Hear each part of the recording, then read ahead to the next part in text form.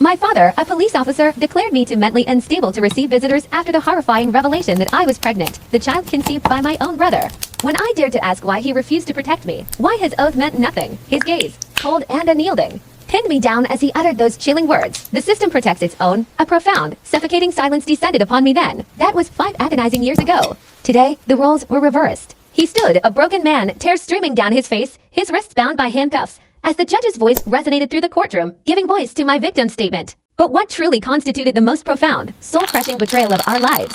It began when I was a mere 14. A vulnerable child, my brother, Wyatt, violated me.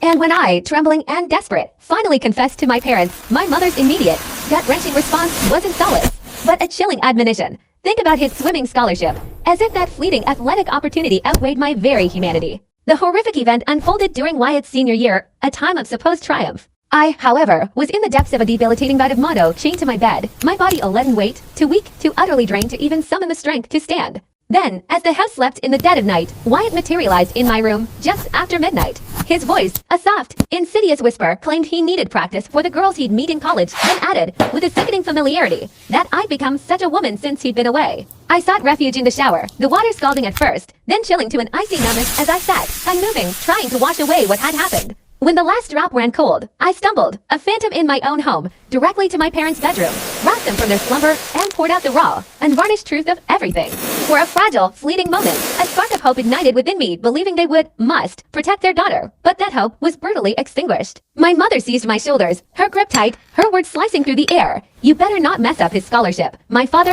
ever the pragmatist, reinforced her cold logic, declaring Wyatt their meticulously crafted retirement plan. A future Olympic swimmer capable of earning millions, my pain, a mere footnote. They forced me, in an excruciating interrogation, to recount the precise details of the assault not once, not twice, but 3 agonizing times, scrutinizing every word, searching for any holes in my story, any inconsistency that could exonerate their golden boy. My father's cruel accusation, if it was that bad, why didn't you stop him? Maybe you wanted it to happen, echoed in the room, while my mother, instead of offering comfort, wept hysterically about how I was going to destroy our perfect family.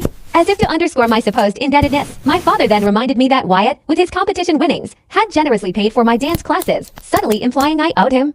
That I was a burden. By the first cruel rays of sunrise, they had meticulously constructed their narrative, convincing themselves, with disturbing ease, that it was all a misunderstanding, a teenage melodrama.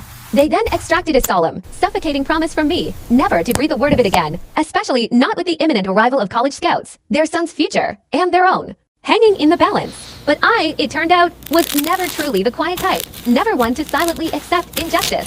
A fierce resolve ignited within me. I would find a way, anyway, to expose Wyatt, to tear down their carefully constructed lies, no matter the dictates or threats from my parents. The formidable obstacle, however, was my father. A cop, entrenched in the force for 2 decades, he had cultivated a vast network of friends woven throughout the entire system. Every single officer in town, it seemed, not only knew him but respected him, an impenetrable shield of complicity. When I, emboldened by a desperate hope, attempted to report the assault at school, the resource officer, without a moment's hesitation, called my father directly. His flippant words, "Your girl's telling stories again," delivered with a knowing chuckle, painted a grim picture they had clearly discussed me before. My attempts at seeking justice already prejudged as fabrication. That very night, my father orchestrated a chilling, formal sit-down. He calmly, dispassionately, laid out the grim mechanics of their world. His buddies would always tip him off first. Any report I dared to make would inevitably circle straight back to him, nullified before it even gained traction. The system protects its own, he stated, his voice devoid of emotion. A pronouncement of my absolute powerlessness. I realized then I had to get creative, to outmaneuver their defenses. My next desperate gambit, I poured the truth onto the pages of my English journal, that sacred space teachers had promised would remain utterly confidential, a sanctuary for thoughts unspoken. My teacher, after reading my raw confession, dutifully called my parents for a conference. With practiced ease, they spun their web, convincing her I was merely writing fiction for attention, a precocious adolescent seeking drama.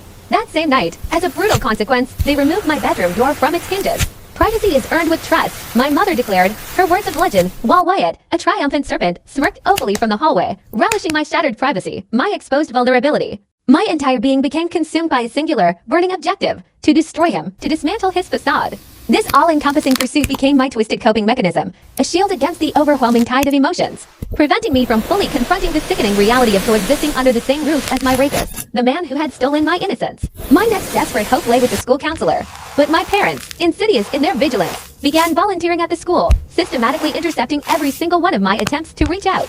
They'd barge into my sessions, their faces plastered with concerned smiles, offering plausible-sounding explanations about their daughter's tendency toward elaborate stories. The counselor, swayed by their convincing performance, began to perceive me not as a tormented abuse victim crying for help, but as a budding creative writing prodigy, her concerns expertly redirected. Publicly, they lauded my vibrant imagination, parading me as a testament to their exceptional parenting. Privately, however, they meticulously dismantled my world, confiscating my laptop, my phone, every single device, every potential avenue I could use to communicate, to escape, to tell my story. 5. If they insisted on labeling me a creative genius, then a creative genius I would become, albeit one weaponizing my supposed talent. During Wyatt's ubiquitous swim meets, events I was still cruelly forced to attend, I began holding up signs that, at first glance, appeared supportive, but whose first letters subtly, desperately, spelled out help me. I even taught myself Morse code, tapping out frantic SOS signals beneath the table during interminable, stifling extended family dinners. Each tap a silent scream for liberation. But the world, tragically, only ever perceived what my parents meticulously curated for them, a quirky teenage girl, effusedly supporting her champion brother, perhaps a little eccentric. But merely saddled with an active imagination, my cries, disguised, remained unheard. Each successive, agonizingly failed attempt to expose the truth only served to tighten their suffocating grip. They pulled me from my beloved dance classes, citing the need for me to focus on supporting Wyatt's illustrious career. They abruptly withdrew me from school entirely, opting to homeschool me. A calculated move to severely limit any outside contact, any potential ally. My friends were gently, firmly informed that I needed space to focus on my studies, while every single one of my calls was meticulously intercepted, ensuring my complete isolation. In a moment of desperate cunning, I managed to persuade them to allow my best friend, Natalie, to visit for my birthday.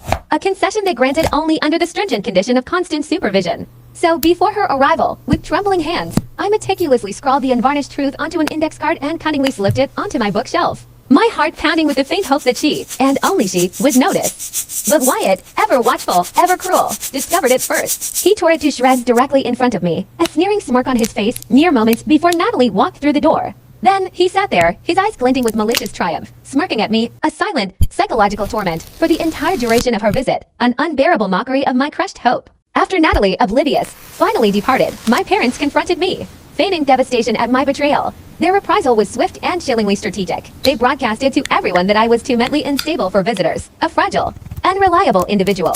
My mother, ever the manipulator, gravely explained that they had caught me writing disturbing fiction about family members, effectively constructing a narrative where any future accusation I might utter would instantly be dismissed as a symptom of mental illness, my voice systematically invalidated. Then came the morning I awoke, retching uncontrollably, my body betraying me in the most devastating way imaginable. My mother, her face already a mask of cold calculation, swiftly acquired pregnancy tests, her mind clearly racing to formulate a damage control strategy. When the results flashed back undeniably positive, her concern wasn't for me, for my well-being, or my trauma. Her only action was to call my father, her voice flat, devoid of emotion, stating simply, "We have a situation." Hours later, they entered my room in a grim, united front, all three of them. My father, his voice as steady as stone, outlined their meticulously crafted plan. They would disseminate a carefully constructed lie. I had gotten pregnant by some boy from my dance class. I would ostensibly be sent away to boarding school, but in chilling reality, I would be kept hidden at home, a secret, until I delivered the baby. All to ensure Wyatt's pristine reputation remained utterly intact. Wyatt himself then knelt beside me, his touch on my stomach, a gesture of sickening intimacy. Besides, he whispered, his eyes gleaming with a terrifying possessiveness, "Now you'll never get away from me. We're connected forever," a final crushing blow. And it was then, in that moment of profound, unspeakable horror, that I finally broke. All the fight, every last ember of resistance, utterly drained from my being. I gazed upon my father, the cop who had meticulously blocked every single escape route, sealing my fate. My mother, who had unequivocally chosen her monstrous son over her own daughter. And my brother, whose baby was now growing, a grotesque symbol of his dominion, inside me. I had tried everything, fought with every fiber of my being to expose him, to find justice, and all. What it had truly gotten me was the harrowing reality of being pregnant and utterly trapped within the very walls of the house I once called home, now a gilded cage shared with my abuser. The dam of my composure finally broke then, releasing a torrent of tears that had been held back for months, a deluge of suppressed terror and profound despair pouring out, raw and uninhibited. All while they stood by, watching me with an unnerving, almost clinical detachment. How could they simply observe this unraveling? I was no longer the quick-witted, humorous sister, the one who could always lighten the mood with a joke or a playful jab. Nor was I the creative genius, the resourceful mind capable of weaving intricate pleas for help into innocent-seeming requests. That person had vanished. Instead, I was merely 15 years old, my body already beginning its unwilling transformation, unmistakably pregnant, and utterly, unequivocally defeated. They had won this twisted game, a victory so stark and undeniable that its chilling truth settled like a shroud over all of us in that room. We all knew it, in the pregnant silence and the unspoken glances. The subsequent few days were a blur, a disorienting fog where time itself seemed to lose its grip. My mother would meticulously bring meals to my room, setting the tray before me with an almost ritualistic precision, her eyes tracking every single bite I took, as if ensuring I absorbed not just sustenance, but also her unwavering vigilance. She would then perch on the edge of my bed, her fingers gently smoothing my hair, a gesture reminiscent of the tender comfort she offered when I was a small child. Yet, the familiar touch now felt unnervingly cold, devoid of warmth, like marble against my scalp, a stark physical manifestation of the emotional chasm that had opened between us. My father, ever the pragmatist with a chillingly efficient streak, installed a baby monitor in my room. Not just any monitor, mind you, but the advanced kind that streamed live video directly to their phones, granting them an omnipresent gaze. For your safety, they discerned, the words hollow and ringing with a dark irony. For what safety could there be in such absolute surveillance? Was it my safety they truly cared about, or their own peace of mind, their need for total control? Wyatt, meanwhile, began to spend an increasing amount of time at home. I'd catch him leaning casually against my doorframe, his presence a constant, suffocating weight. That familiar smirk, a serpentine twist of his lips that spoke volumes of his triumph and possessiveness, was always there. Sometimes, he'd bring brightly colored baby name books, leaving them on my nightstand, their innocent pages marked with a chilling specificity. Every single name highlighted, without fail, began with W. It was his crude, undeniable way of marking his territory, staking his claim not just on me, but on the very child growing within me. It felt like a primal, dehumanizing act, a warning scrawled across my future. The homeschooling, which had always been a routine, now intensified into a depressive, minute-by-minute regimen. My mother meticulously set up a rigid schedule, every single segment of my day accounted for, every minute meticulously allotted. Math at 9 a.m., science at 10:30 a.m., and lunch, precisely at noon sharp. She would hover relentlessly over my shoulder, a constant, watchful shadow, correcting my posture with a sharp word, monitoring even my most basic bathroom breaks, leaving me with not a single moment of privacy or self-possession. It wasn't about learning. It was about absolute control, about denying me any sliver of autonomy. Even the windows in my room, once symbols of connection to the outside world, received new locks, the kind that cruelly required a key from both sides. No escape, no spontaneous opening, no fleeting glimpse of freedom. I tried to comply at first, my spirit too utterly exhausted to mount any meaningful resistance. The relentless morning sickness hit me with brutal force, each wave of nausea leaving me weak, shaky, and profoundly depleted. My mother would hold my hair back, a perfunctory act of care, as I retched, only to immediately pivot back to discussing lesson plans. As if my body's violent rebellion was nothing more than a minor inconvenience to be scheduled around, a glitch in her perfectly constructed routine. My suffering was merely an interruption to her meticulous planning. My father, ever the strategist, began working staggered shifts, a calculated move to ensure that one of them was always present, always watching. When he was on duty, my mother assumed the role of my constant guard.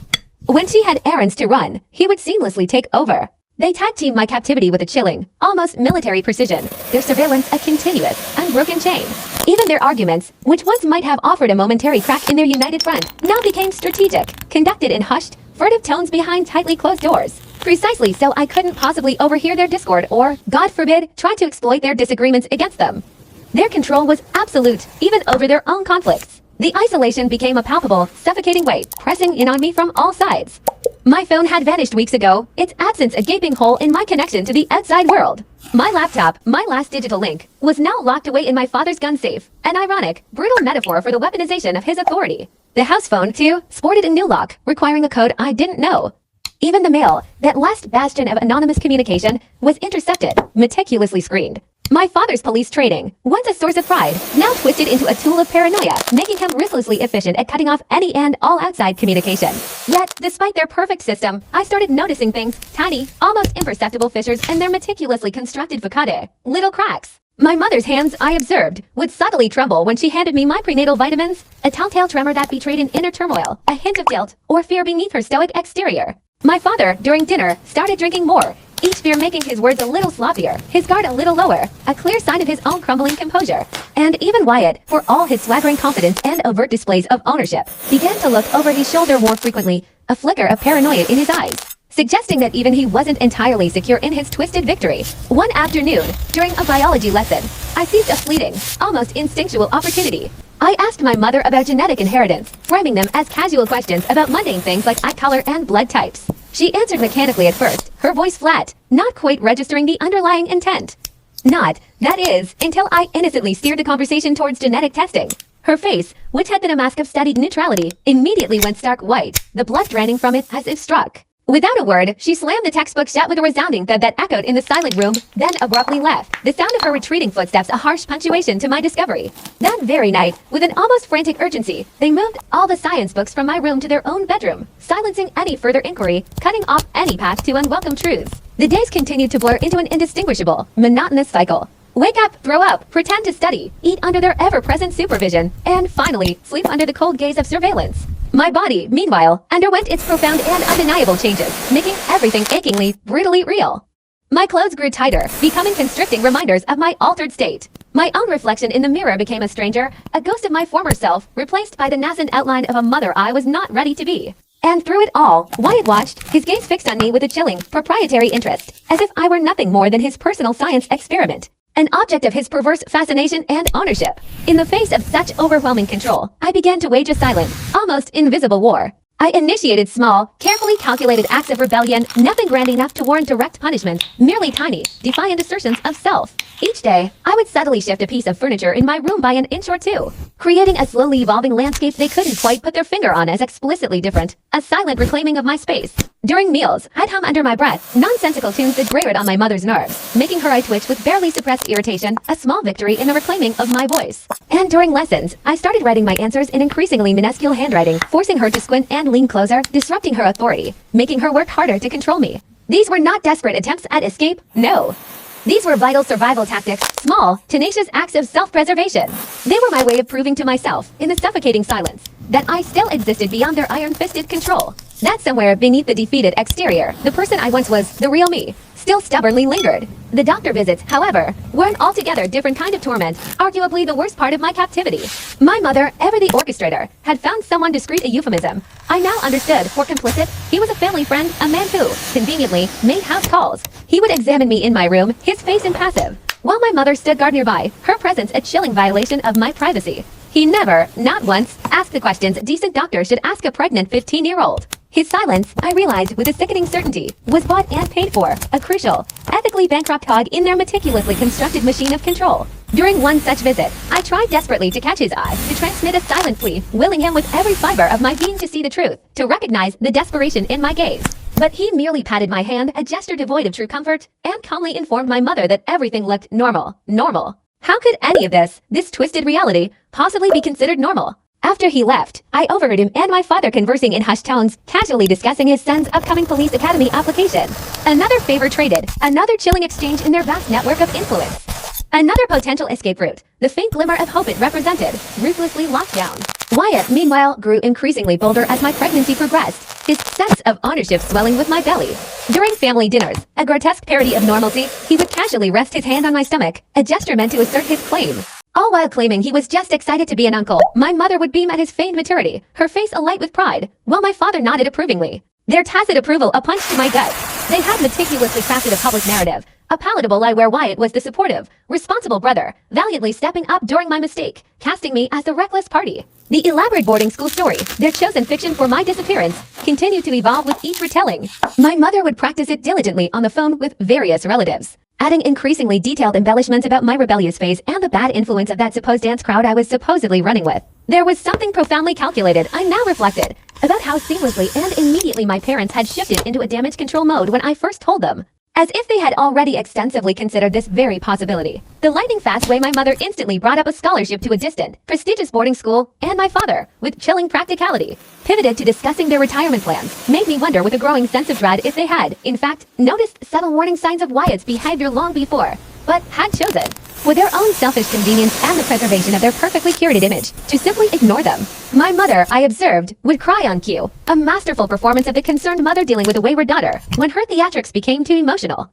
My father would seamlessly take over, his inherent cop authority lending a chilling weight to their lies, making them sound less like fabrication and more like indisputable facts. I learned things about my family during that time, truths I had never wanted to know, painful revelations that corroded the very foundation of my understanding. How easily they could lie, how quickly they closed ranks to protect their own, and perhaps most devastatingly, how little I truly mattered when weighed against the glittering, ambitious future they had envisioned for Wyatt. Every single day brought with it new, agonizing revelations about the people I had naively believed loved me unconditionally. One evening, while my mother was preoccupied preparing dinner, I found myself, by some rare, almost miraculous chance, alone in the living room.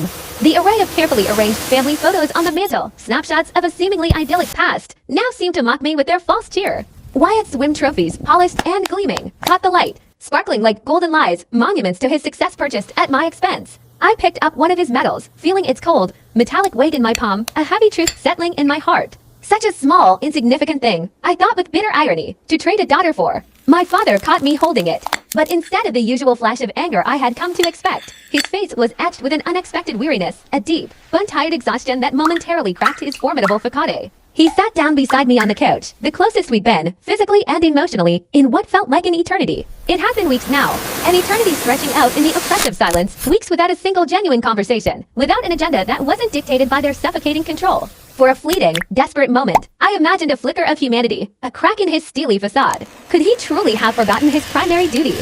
Did he not remember the sacred vow to protect his own daughter? My heart, foolishly, dared to hope he might recall who he was supposed to be to me. But the hope dissolved like smoke. His hand, callous and indifferent, reached for the gleaming metal object, a trophy, perhaps, or a medal on the mantelpiece. He meticulously polished a smudge with his sleeve, his gaze distant, then returned it to its place of honor. Your brother worked hard for these, he stated, his voice devoid of warmth, a chilling pronouncement that sealed my fate. And that, chillingly, was the full extent of his concern, his communication, his protection. Our meticulously kept house, with its perfectly arranged furniture and art, had transformed into a grand, suffocating stage. We were all actors, trapped in a grotesque play. My parents, masters of their craft, performed the roles of the concerned and supportive figures, their expressions carefully modulated, their words practiced. Wyatt, the diligent and loving brother, played his part with a horrifying conviction.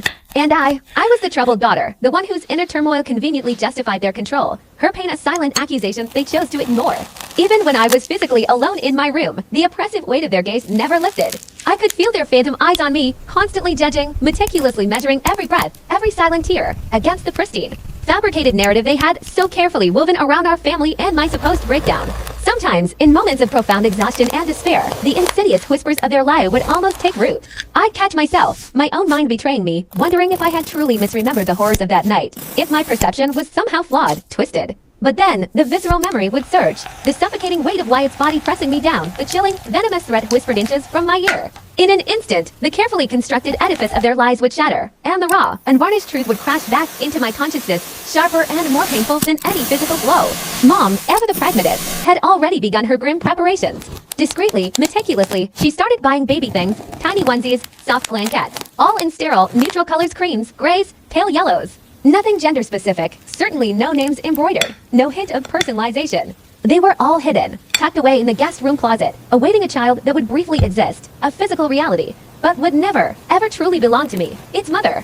She had, with horrifying efficiency, already contacted various adoption agencies, not just any, but private, high-end ones known for their discretion. Agencies, as I had come to understand, that were less inclined to ask inconvenient questions when the financial compensation was substantial and perfectly arranged. My baby, the innocent life within me, was destined to vanish, to be erased from our family narrative as if it had never drawn a breath. It would simply become another inconvenient truth, another uncomfortable secret meticulously buried beneath the flawless, carefully curated facade of their perfect family image. Desperately, I tried to conjure some maternal affection, some tender connection to the life blossoming within me. I wrestled with my own mind, attempting to sever the undeniable link between this nascent life and the horrific, brutal circumstances of its conception.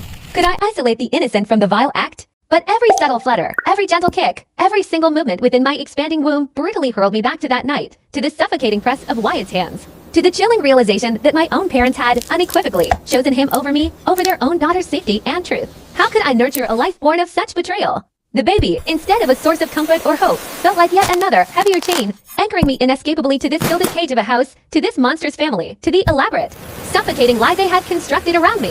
3 agonizing months into the pregnancy, something profound began to shift. Not in them, no, their rigid facades remained unbroken. The change, subtle yet seismic, occurred solely within me. The crushing, paralyzing weight of defeat that had suffocated my spirit for so long began to transmute, morphing into an entirely different kind of force. It wasn't hope, not in the traditional, optimistic sense. No, this was a cold, unyielding, almost terrifying determination, a resolve forged in the crucible of my pain. They, in their arrogant self-assurance, believed they had utterly triumphed. They were convinced I had finally, completely surrendered, that my spirit was broken beyond repair. This false sense of victory made them comfortable, and comfort, as I quickly learned, bred a dangerous laziness in their otherwise relentless vigilance. And so, with newfound purpose, I began to truly watch. I meticulously observed their every movement, every ingrained habit, every predictable routine.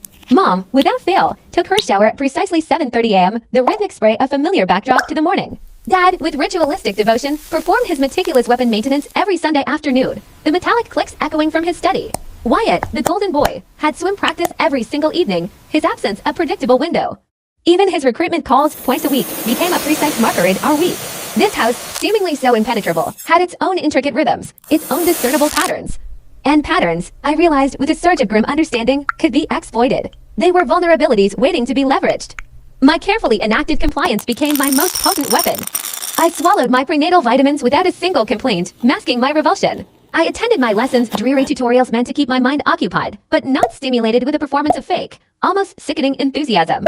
I even, under Mom's watchful eye, began to knit tiny, absurd baby booties, my fingers numbly working the yarn, my mind miles away. Mom, deceived by my feigned acceptance, radiated a smug satisfaction.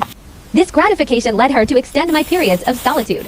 I was still undeniably locked in, still digitally monitored, but the oppressive, constant physical surveillance began to ease, replaced by intermittent checks. I seized these precious, unobserved moments, transforming into a ghost of the house. I began to methodically explore my boundaries, testing the latches of every window, checking the locks on every door, meticulously mapping the entire layout of the house. Like a meticulously planning prisoner, I was charting every egress, every potential weak point, not to run, not yet.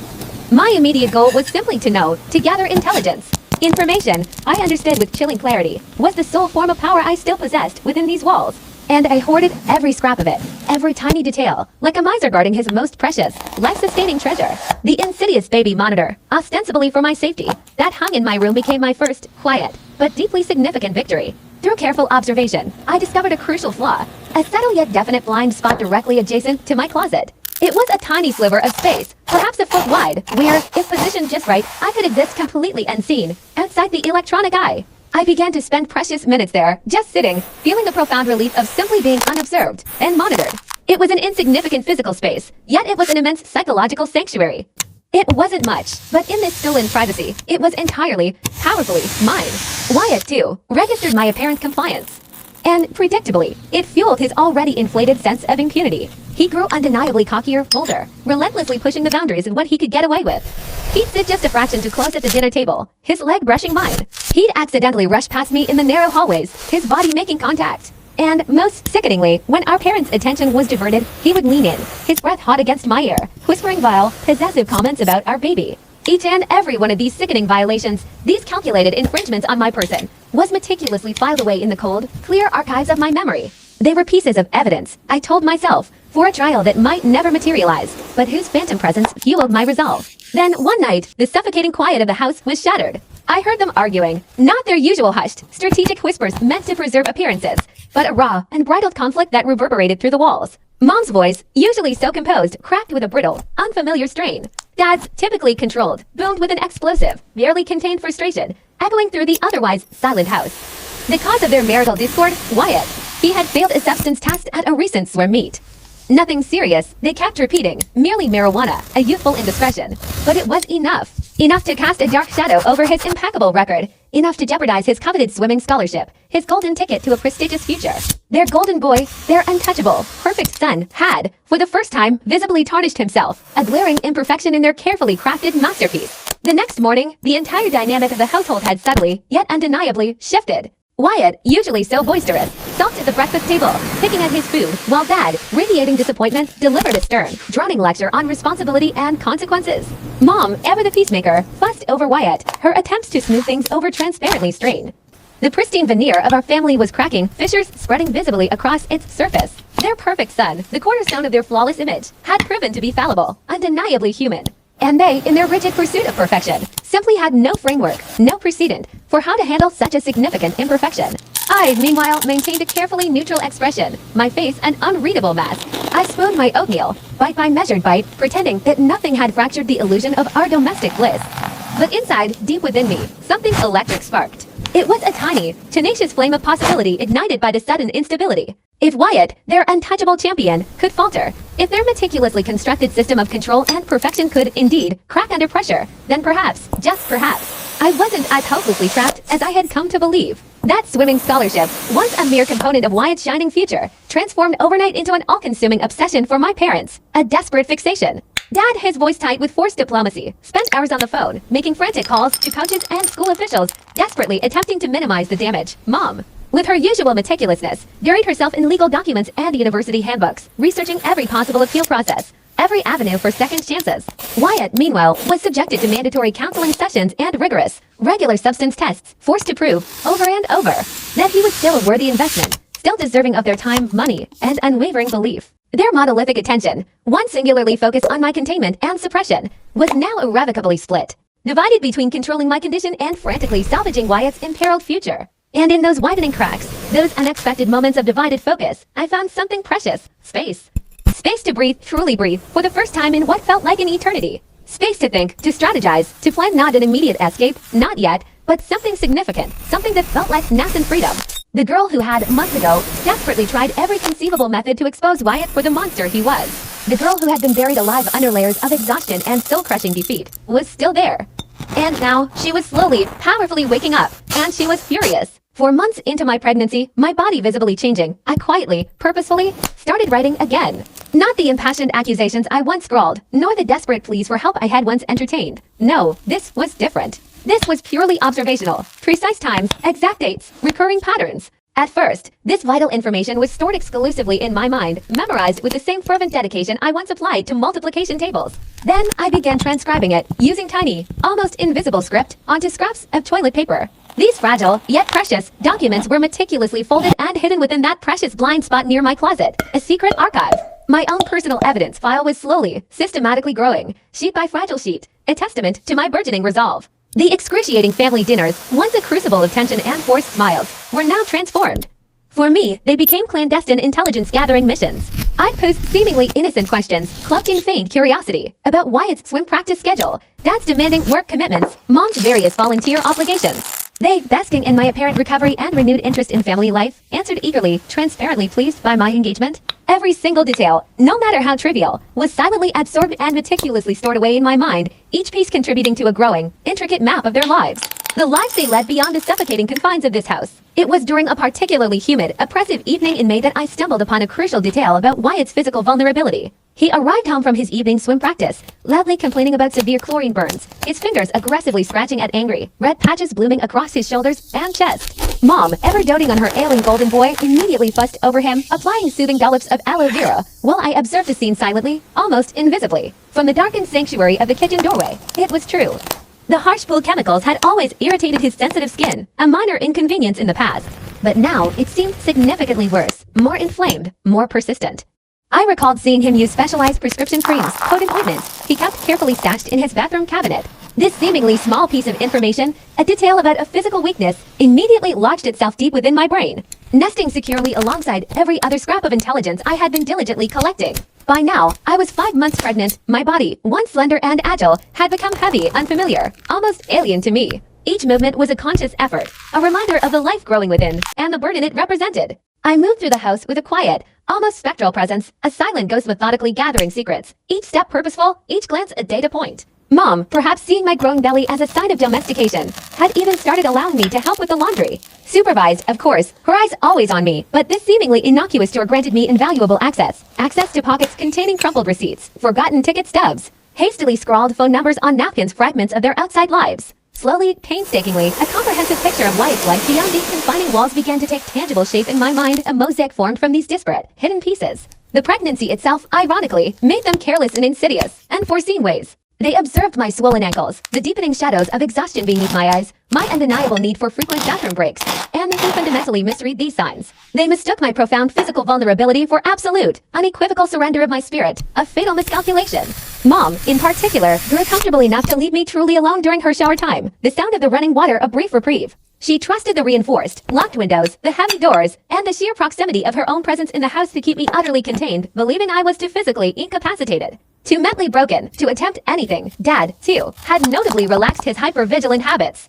He stopped checking the baby monitor in my room with the obsessive frequency he once had, especially after his third beer, that unmistakable scent of hops and regret already clinging to the air around him. I began testing boundaries in earnest. It started subtly, almost imperceptibly, with small, calculated movements, moving items in Wyatt's meticulously organized room when he was safely out of the house, engrossed in his practice, just enough to unsettle him, to plant a seed of doubt. His prized lucky goggles, usually perched perfectly on his dresser, would mysteriously migrate to his desk. His industrial-sized tub of protein powder, a testament to his athletic ambition, would subtly shift shelves in the pantry. He'd return home, a storm cloud brewing over his brow, stomping around, his voice laced with indignation as he'd accuse Mom of touching his things, of invading his space. Meanwhile, she, with a perfectly crafted expression of bewildered innocence, would insist she hadn't been in there, not for a moment. These arguments, seemingly trivial to an outsider, were my small, yet potent, victories. Each raised voice, each bewildered accusation, each exasperated denial represented a deepening hairline crack in their carefully constructed, united front, exposing the fragile foundation beneath.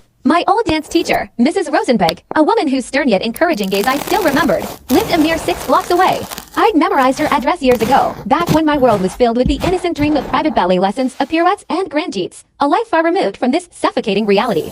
From the narrow confines of my window, I could trace the exact route I'd need to take, an almost painfully short journey. 6 blocks, a distance that might as well have been 600 miles with the unyielding locks on the doors, the bars on my gilded cage. And yet, knowing she was there, so tantalizingly close, a beacon of a life I'd once imagined kept that fragile flame of possibility, of escape, of a future, burning stubbornly within me, refusing to be extinguished. Wyatt's substance test failure had repercussions that stretched far beyond the immediate disappointment and disciplinary action. It sent ripple effects through the rigid structure of our family life, consequences that were both profound and subtly insidious. His coach, a man known for his uncompromising discipline, mandated weekly testing, a non-negotiable condition for Wyatt to remain on the team. He had to provide samples at specific times, Thursdays at 4 p.m., without fail, a rigid schedule that birthed no excuses. This new requirement meant his Thursday swimming practices now ran significantly late, disrupting the delicate balance of our household chores and routines. Dad, whose schedule was typically less flexible, now had to pick him up instead of Mom. This created an invaluable, uninterrupted 2-hour window where only Mom was home, and she, blissfully unaware, adhered strictly to her own Thursday ritual. From 4:30 to 5:30, without fail, she would immerse herself in online grocery shopping, headphones firmly in place, completely focused on her meticulously crafted list, oblivious to the world outside her digital aisles. Within the confines of my room, and then slowly, cautiously, throughout the house, I began practicing the art of silent movement. Pregnancy had undeniably shifted my center of gravity, making my steps heavier, my balance less intuitive. But I learned to compensate, to adjust, turning it into a silent, determined choreography. Avoiding creaky floorboards, those telltale traps of an old house, became second nature, a silent dance I performed daily. I meticulously mapped which doors opened with a whisper rather than a groan, which windows had the loosest, most easily manipulated locks. Not to escape, not yet, the time wasn't right, the plan not fully formed. But this knowledge, this burgeoning understanding of the House of Secrets, felt like a formidable power, a currency in my prison. And I was starving, utterly ravenous, for any scrap, any sliver, of control in a life where I possessed none. The adoption paperwork appeared one morning, left casually on the gleaming kitchen counter, stark white against the polished granite, as if it were a forgotten grocery list. A document of no particular consequence. Mom, I knew, wanted me to see it, to understand, without a single word being spoken, that the plan was moving forward relentlessly, with or without my cooperation, my consent utterly irrelevant. It was a private adoption, with the chilling promise of closed records, ensuring no future contact, a complete severing. The couple was from 3 states away, a distance calculated to guarantee anonymity, a total disappearance. My signature was technically required, of course, a legal formality. But I knew, with a weary cynicism born of experience, that they'd find a way around that if I refused. They always did. I stared at the papers while slowly eating my breakfast cereal, my eyes scanning every line, memorizing the agency's name, the contact information, every seemingly insignificant detail that just might, matter later, a tiny ember of defiance glowing within me. Mom watched me, her eyes sharp, expectant, waiting for a reaction, for tears, for a tantrum, for anything she could seize upon. I gave her nothing, just finished my cereal, carefully placed my spoon in the bowl, and then, in a voice as neutral as I could make it, asked about the day's history lesson. Her disappointment was a palpable weight in the room, almost suffocating. She'd wanted tears, resistance, something tangible to punish, to exert her dominion over. My silent and wavering compliance, the very absence of rebellion she craved, had, ironically, become a quiet weapon, a psychological counterpunch neither of us dared to openly acknowledge. Wyatt's behavior grew increasingly erratic, like a pendulum swinging wildly out of control, as his entire swimming career, his identity, hung precariously in the balance. He'd always possessed an almost obnoxious arrogance, a swagger born of privilege and athletic prowess. But now a raw, desperate fear edged his every action, thinly veiled beneath a crumbling facade. He spent hours on the phone, sequestered in his room, talking to coaches, his voice a chameleon, switching seamlessly between forced, cocky charm and a barely contained, panicked whisper. The golden boy, the family's shining hope, was visibly tarnishing, and he, perhaps more than anyone, couldn't bear the sight of it. He started visiting my room at night again, not to touch, not even to speak directly to me, but merely to stand in the doorway, a looming shadow, watching me meticulously pretend to sleep. My breathing even, my body perfectly still. Sometimes, in the hushed darkness, he'd whisper, his voice a low, possessive drone, about the baby, about names, about how his child would inevitably be a swimmer, too. Destined for the same glory he now feared losing. I'd lie there, an unmoving statue, breathing evenly, while my skin crawled with a chilling revulsion. The baby monitor, ever present, faithfully recorded everything, every whispered word, every silent presence. But my parents, lost in their own escalating crisis, never bothered to review the footage anymore. Another crack, widening and deepening, in their once impenetrable system of control. That family photo scene, a tableau of carefully curated perfection, hits so much differently when you step back and see it for what it truly is. Dad, literally, meticulously polishing trophies, their metallic gleam reflecting his singular focus on external validation, while his daughter, a ghost in her own home, holds in her body the silent, undeniable evidence of her assault. Talk about priorities getting a good, disturbing shine right there. A stark, brutal juxtaposition of triumph and trauma. Was it truly blindness, or a deliberate, chilling turning away from the inconvenient truth? Just 6 months pregnant, a milestone often marked by anticipation and joy, I felt the baby move for the very first time.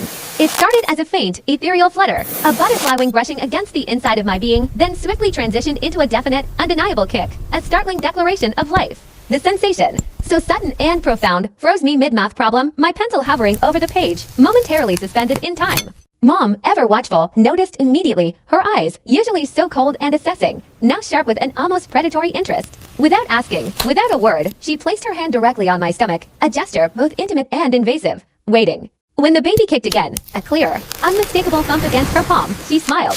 A real smile, a genuine softening of her features, the kind I dimly remembered from before, from a time when she was simply Mom, not a jailer. For a fleeting, almost imperceptible moment, I saw something flicker in her eyes, a spark of doubt, a fleeting shadow of regret, perhaps even a hint of maternal longing. But then Wyatt walked in, fresh from practice, his swagger undiminished, and as if a switch had been thrown, her expression hardened instantly. She removed her hand, almost snatching it back, returning her gaze to the lesson as if nothing at all had transpired, as if that brief, tender moment had been an illusion. But I'd seen it. A tiny, yet undeniably real, crack in her formidable armor. Dad's drinking escalated, not in a dramatic, falling down hammered fashion. He was far too controlled, too meticulous for such a public display of weakness. But the beer count increased steadily, subtly, the empty bottles accumulating faster in the recycling bin. With each additional drink, his words got meaner, sharper, laced with a bitterness that hadn't been there before. His patience, already thin, frayed to nothing, snapping at the slightest provocation. He'd launch into tirades, ranting endlessly about the swimming scouts, about the astronomical college costs looming over us, about how one stupid, unforgivable mistake could, in an instant, ruin absolutely everything they had worked for, everything they had meticulously planned.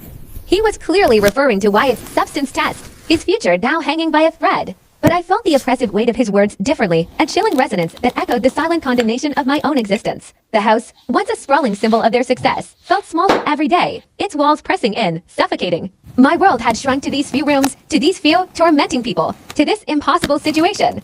It was a cruel, claustrophobic confinement, stripping away every vestige of my former life. But within that shrinking, oppressive world, a paradoxical transformation was occurring. I was learning. Every pattern in their routines, every nuanced weakness in their personalities, every fleeting moment of vulnerability they unknowingly displayed, I cataloged and stored it all, a meticulous, almost scientific observation. They had trapped me, yes, locked me away from the outside world.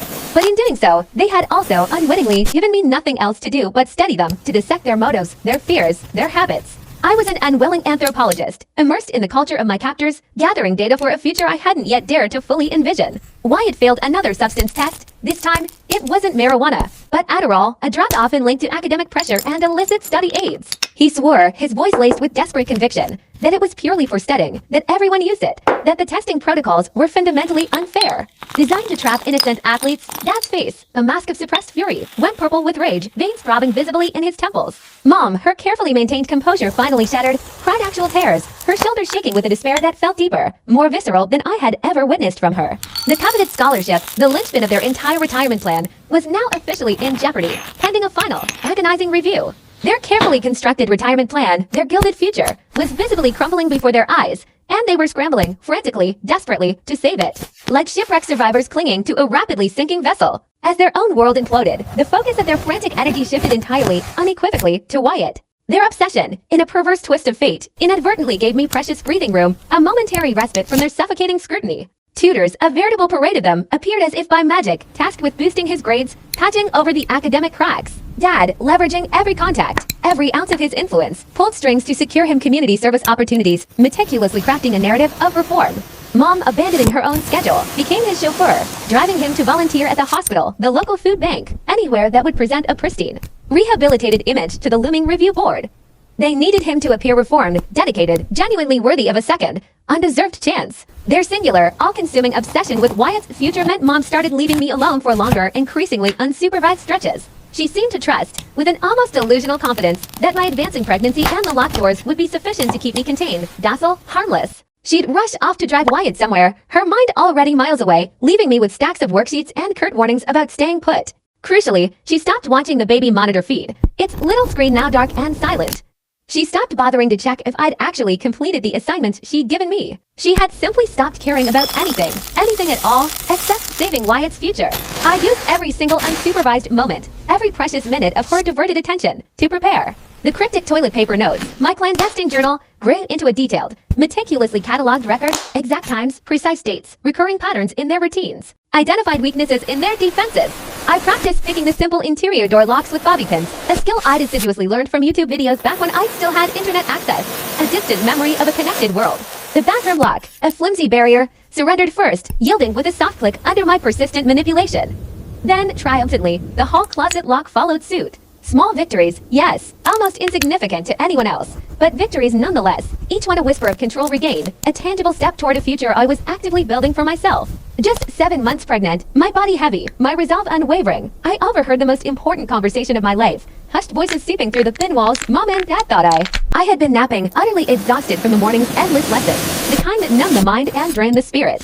Yet, despite the pervasive fatigue, I had meticulously positioned myself in the cramped, shadowed blind spot by the closet, my ear pressed against the cool, unforgiving wall. Their bedroom, Mom and Dad's sanctuary of secrets, shared that very wall, and sound, I discovered, carried through it with far greater clarity than they ever suspected. Had they truly believed their hushed tones and clandestine conversations were safely contained, shielded from my unwilling ears by such a flimsy barrier, they were, once again, discussing the adoption, but this time, the words were laced with a frantic, almost desperate urgency. The couple from 3 states away, the ones who had seemed so eager, had abruptly gotten cold feet. Too many inconvenient questions, Mom fretted, about the father, about the bewildering circumstances surrounding this pregnancy.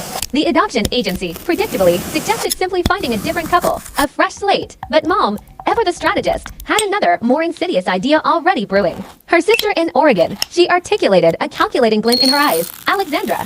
She's been trying to conceive for years, heartbroken over every failed attempt. Mom leaned forward, her voice dropping to a conspiratorial whisper, we keep it in the family. Easier to control the narrative, to sculpt the story precisely as we need it. The phrase hung in the air, thick with the scent of deception, a narrative she intended to meticulously craft, erasing every embarrassing, incriminating detail that dared to surface. Dad, surprisingly, resisted at first. He knew Alexandra. She had never truly liked him, had called him controlling, even before the catastrophic events that led to this moment. But Mom, unyielding as granite, insisted. Family is family, she declared with a chilling finality, as if repeating a sacred mantra. Alexandra would take the baby, raise it as her very own, and I, the unwilling vessel, would have absolutely no claim. No intrusive DNA tests, no uncomfortable questions, no inconvenient paper trail leading back to Wyatt. It's perfect, Mom gloated, a twisted triumph in her voice, foolproof. I lay there in my carefully chosen blind spot, my hand instinctively resting on my burgeoning stomach, feeling the insistent flutter of the baby's kick. Alexandra. And hey, I called her as a kid, a cherished memory from a lifetime ago.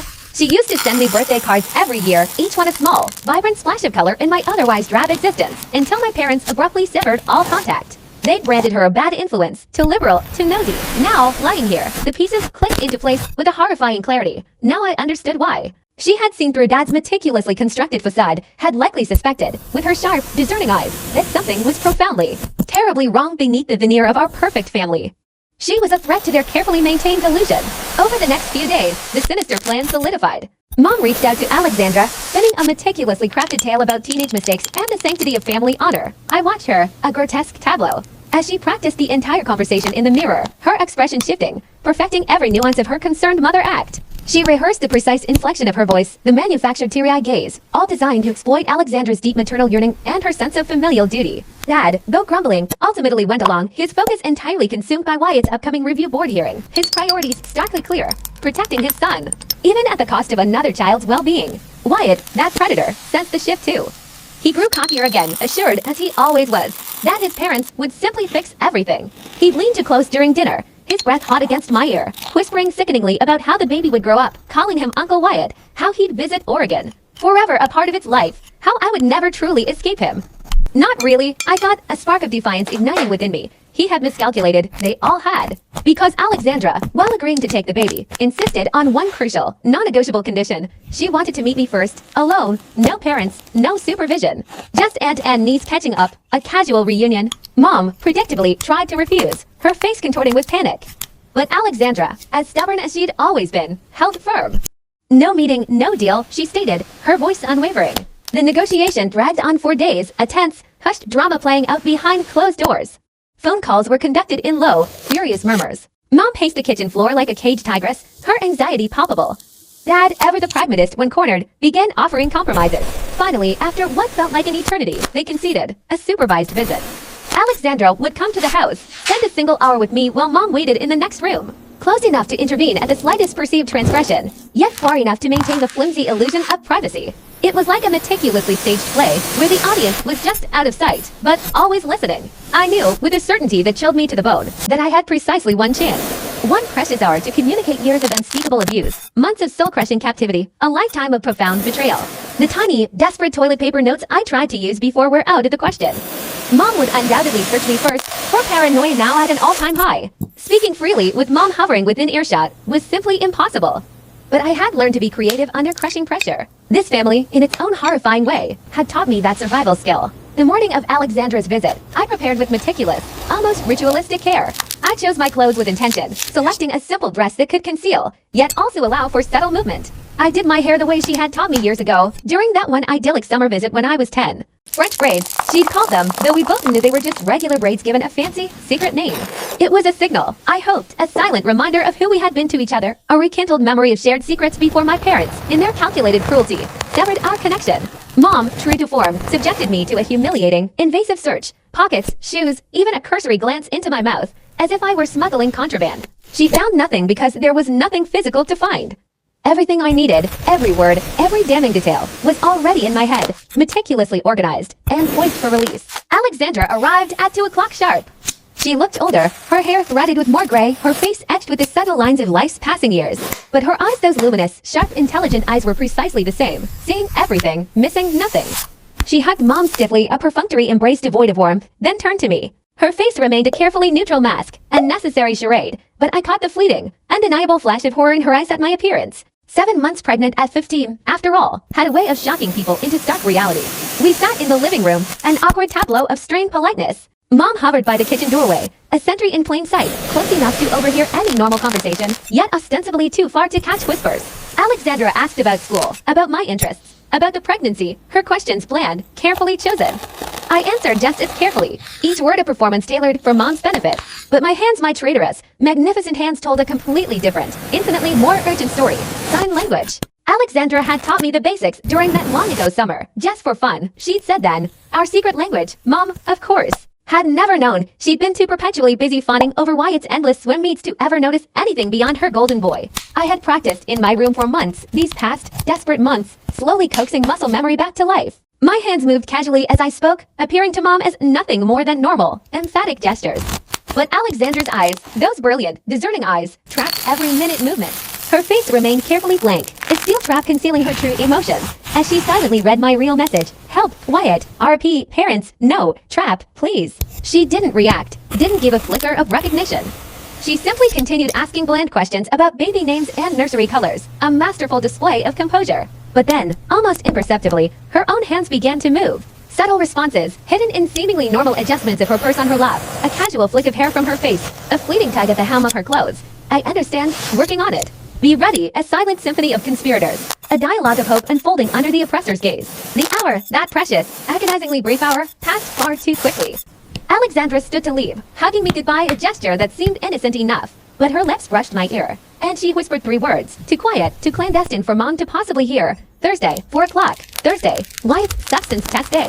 The precise 2-hour window when he would be gone, when their guard would likely be down. My heart hammered against my ribs, a frantic drumbeat of terror and burgeoning hope, as I nodded, struggling to maintain the illusion of sadness at her departure.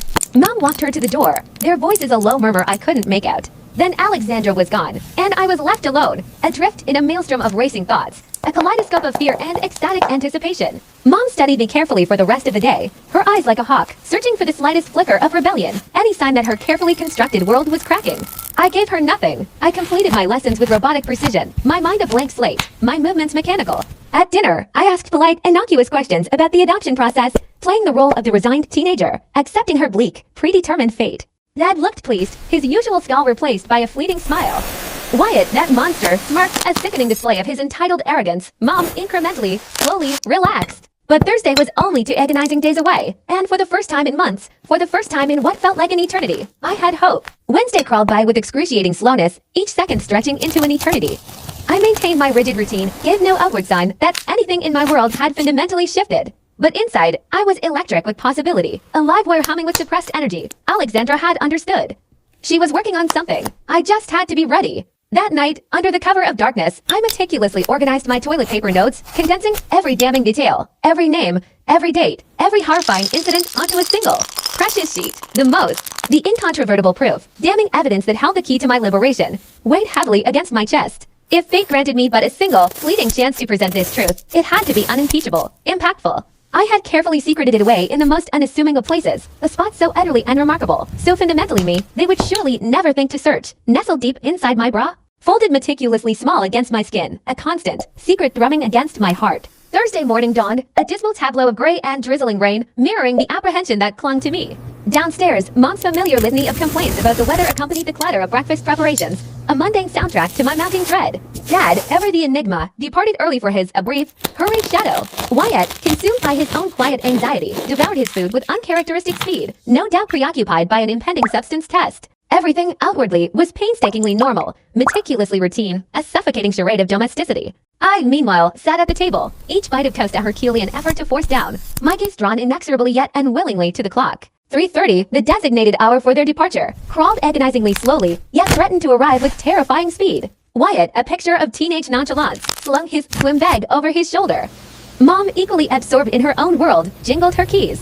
Their voices blended in a casual discussion of pickup times, dinner plans, the unremarkable logistics of family life. I remained rooted to my chair, feigning concentration on a history essay about ancient Rome, its ancient conflicts a stark, distant contrast to the battle raging within me. Just another Thursday, I thought, in the gilded cage of my prison. 4 o'clock, the house finally exhaled, settling into a heavy quiet. Mom retreated to her sanctuary, her room, laptop glowing, headphones firmly in place, utterly lost in the prosaic world of grocery lists and meal planning. I began my agonizing vigil, straining my ears for any telltale sound, each passing minute an eternity. 5 minutes, then 10. At 4:15, with bated breath, I rose, testing each creaking floorboard like a phantom, my movements as delicate as a whisper.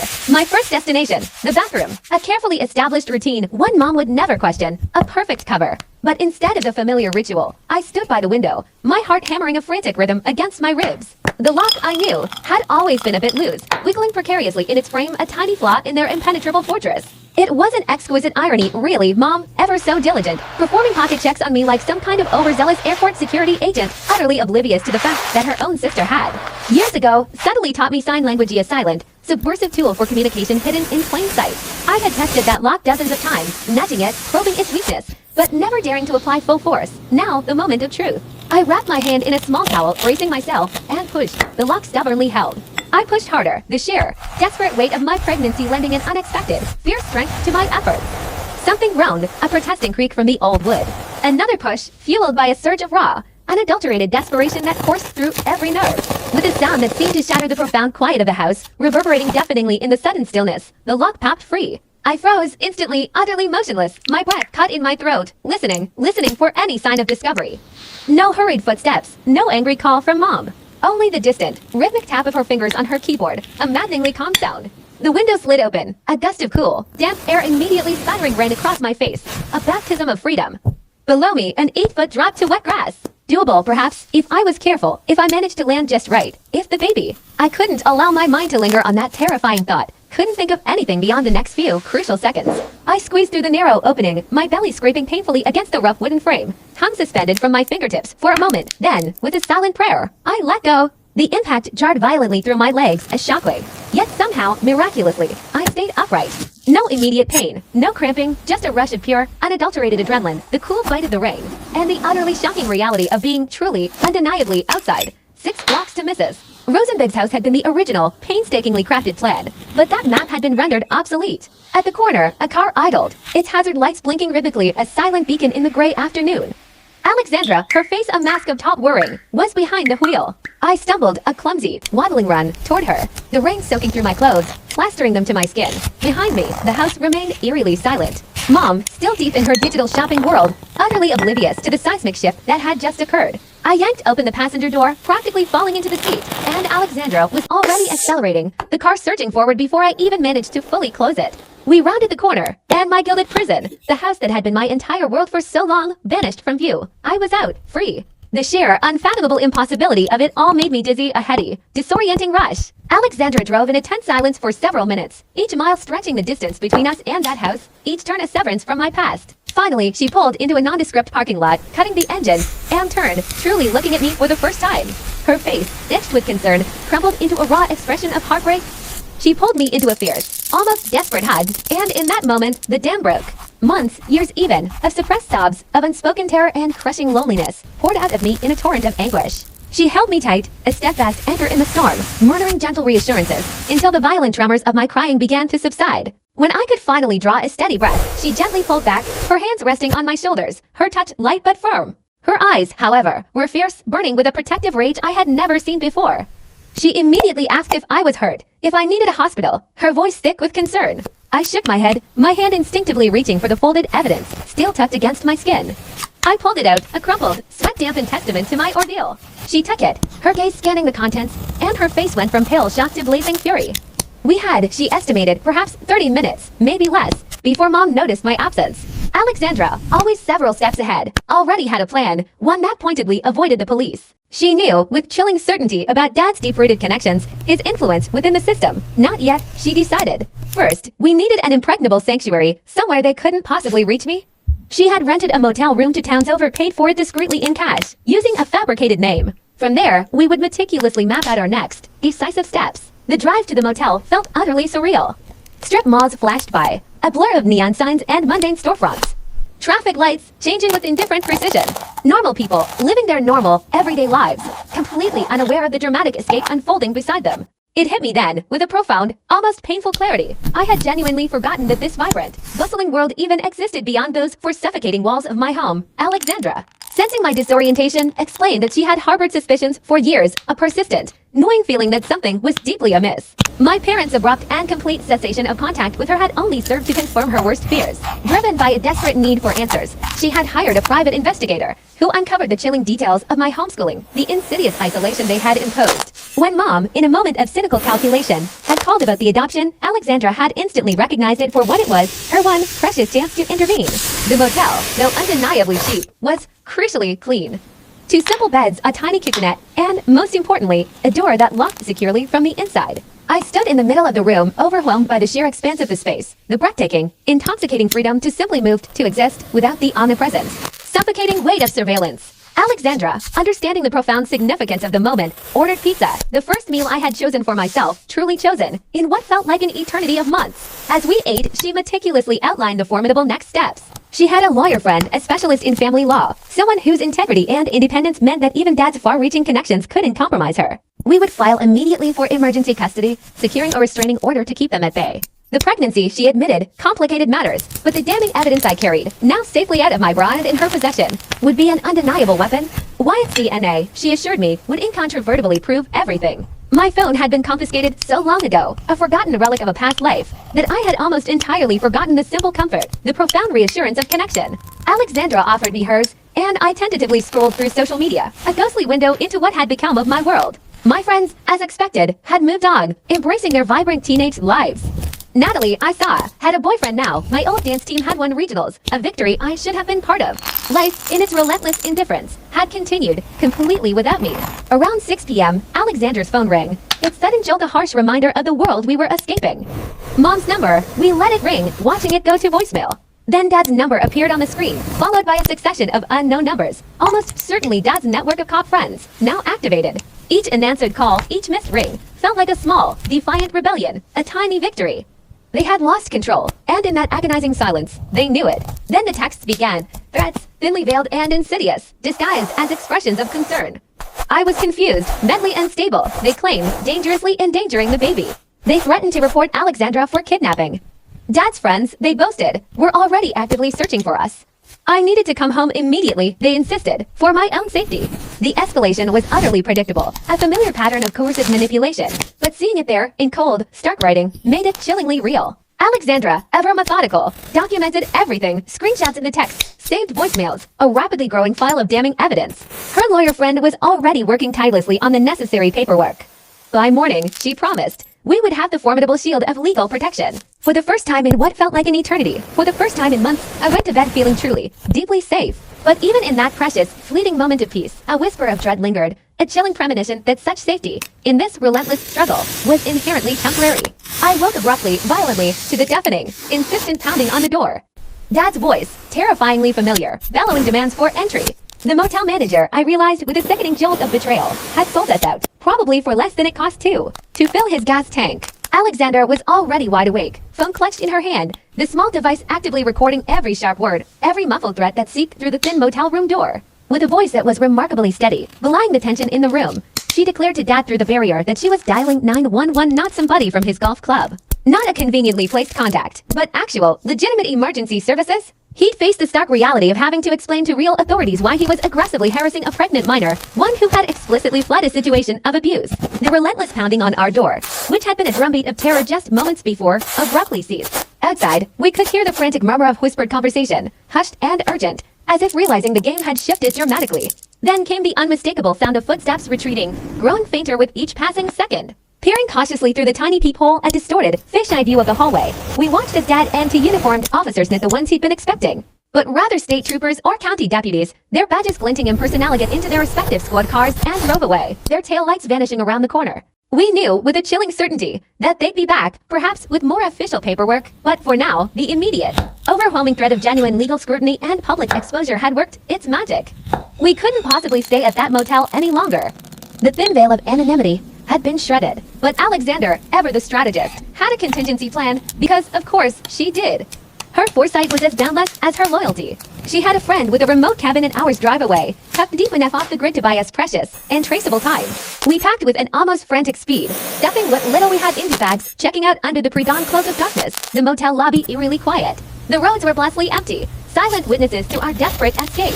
Our borrowed refuge, a small but impeccably secure cabin, sat deeply nestled among towering, ancient trees, almost swallowed by the dense foliage. There were no immediate neighbors, no easy access for prying eyes or unwelcome visitors. Cell service, while frustratingly spotty for everyday use, actually worked in our favor, transforming the cabin into a digital fortress, making it significantly harder for anyone, particularly my parents or Wyatt, to track us. Alexander's thoughtful friend had already stocked it with an abundance of supplies, including an entire stash of baby items, a silent testament to the depth of their planning. It was then that a profound realization dawned on me. They'd been meticulously plotting this rescue, this escape, for far longer than I had ever suspected. That first full day of true freedom unfurled before me, feeling utterly endless, an expansive landscape of possibility. There was no rigid schedule dictating my every move, no insidious surveillance lurking in the shadows, and, for the first time in what felt like an eternity, no crushing weight of fear pressing down on my chest. I simply slept when tiredness claimed me, ate when hunger pangs struck, and walked outside, breathing in the crisp, clean air, whenever the urge arose. My body, so thoroughly conditioned to the suffocating confines of my previous existence, seemed almost bewildered, unsure how to process this newfound, boundless space.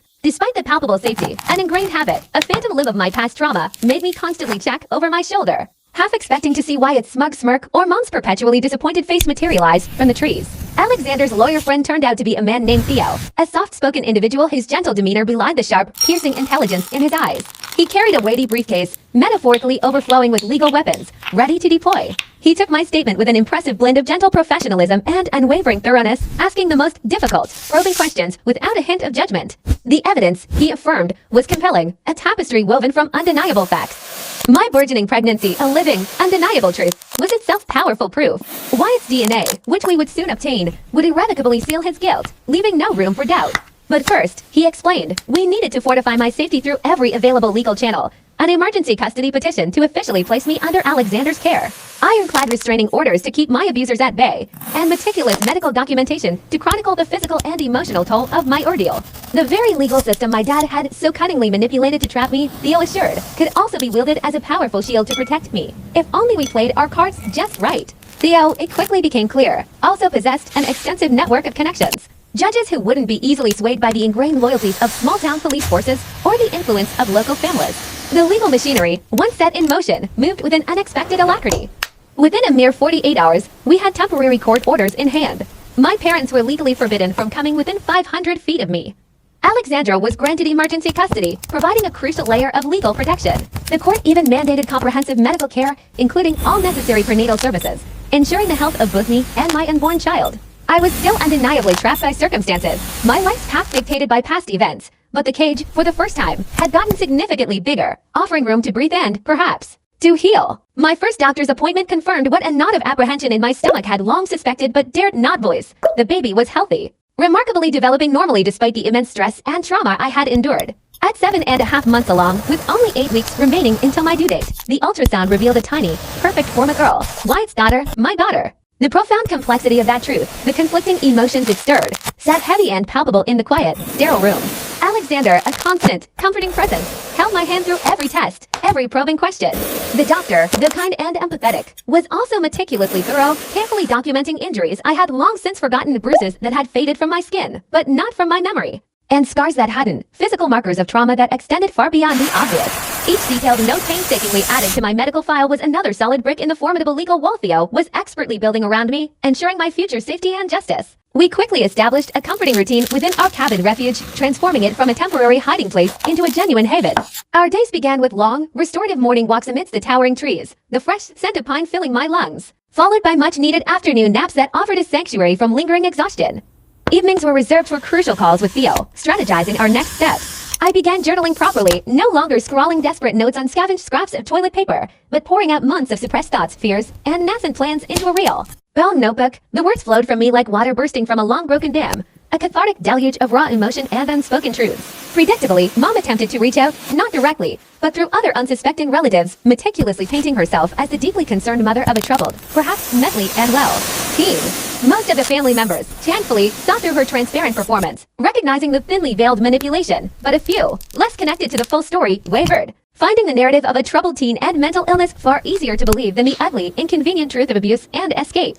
Alexander, however, fielded every single one of those calls with a voice forged of steel, her unwavering resolve an impenetrable shield, protecting the fragile peace we had painstakingly cultivated. 2 weeks into this newfound, fragile freedom, Wyatt made his predictable, insidious move. Not directly, of course, he was far too cunning, too practiced in manipulation for such an overt act. But suddenly, social media platforms, those vast, public arenas, were flooded with old photographs, images of him and me smiling awkwardly at swim meets, posing on family vacations, blowing out candles at birthday parties, a carefully curated montage of a seemingly idyllic past. Each photo was accompanied by saccharine captions about missing his best friend's sister, lamenting my supposed troubled state, and hoping I'd get the help I needed. He was skillfully playing the victim, a concerned, benevolent family member to an audience who, unfortunately, didn't know the dark, disturbing truth. The comments below these posts ranged widely from overwhelmingly supportive, praising his caring heart, to deeply suspicious, with some astute observers noting the highly convenient timing and the performative nature of it all. A few brave souls, fueled by a nascent sense of injustice, even dared to ask pointed questions about the glaring absence of the pregnancy in his narrative, about the real reasons I had suddenly vanished. Those inconvenient comments naturally disappeared with remarkable speed, but not before Alexander, with her lightning-fast reflexes, had screenshotted every single one, preserving them as vital evidence. Theo wasted no time using Wyatt's public display of false concern directly against him. He immediately filed it as evidence of harassment, a blatant violation of the spirit, if not every letter, of the restraining order. The judge, clearly recognizing the manipulative tactic for what it was, agreed. Wyatt was swiftly ordered to remove all posts referencing me and to cease any public discussion of the situation. It was his first real legal loss, a public defeat, and the sting of it, we knew, would be profoundly bitter. The repercussions rippled further. The Swimming Scholarship Review Board, having meticulously weighed the mounting evidence of series of failed academic tests, the escalating controversy surrounding his name made their final, irreversible decision. Wyatt was out. His once glowing Olympic dreams, the very foundation upon which my family's cruel sacrifice had been built, evaporated overnight, dissolving into thin air like morning mist. Dad's carefully constructed retirement plan, so inextricably linked to Wyatt's athletic prowess, crumbled into dust. Mom's golden boy was suddenly reduced to nothing more than another washed-up high school athlete, his potential squandered, his future uncertain. The news reached us through Theo's extensive network of contacts, confirming what we already suspected. I waited, almost expectantly, to feel a surge of vindication, a triumphant rush of justice. But instead, a profound emptiness settled over me. They had destroyed so much me innocence, my peace, my very sense of self so pitifully little. A dream so fragile it dissolved at the first real test of character. The sheer, crushing waste of it all, the senseless destruction for such fleeting ambition, left me feeling utterly, overwhelmingly tired. 3 weeks had passed since our escape, and the cabin, once merely a hiding place, now felt unmistakably like a sanctuary of healing. I was learning to perform simple, everyday tasks that had once seemed impossible or forbidden.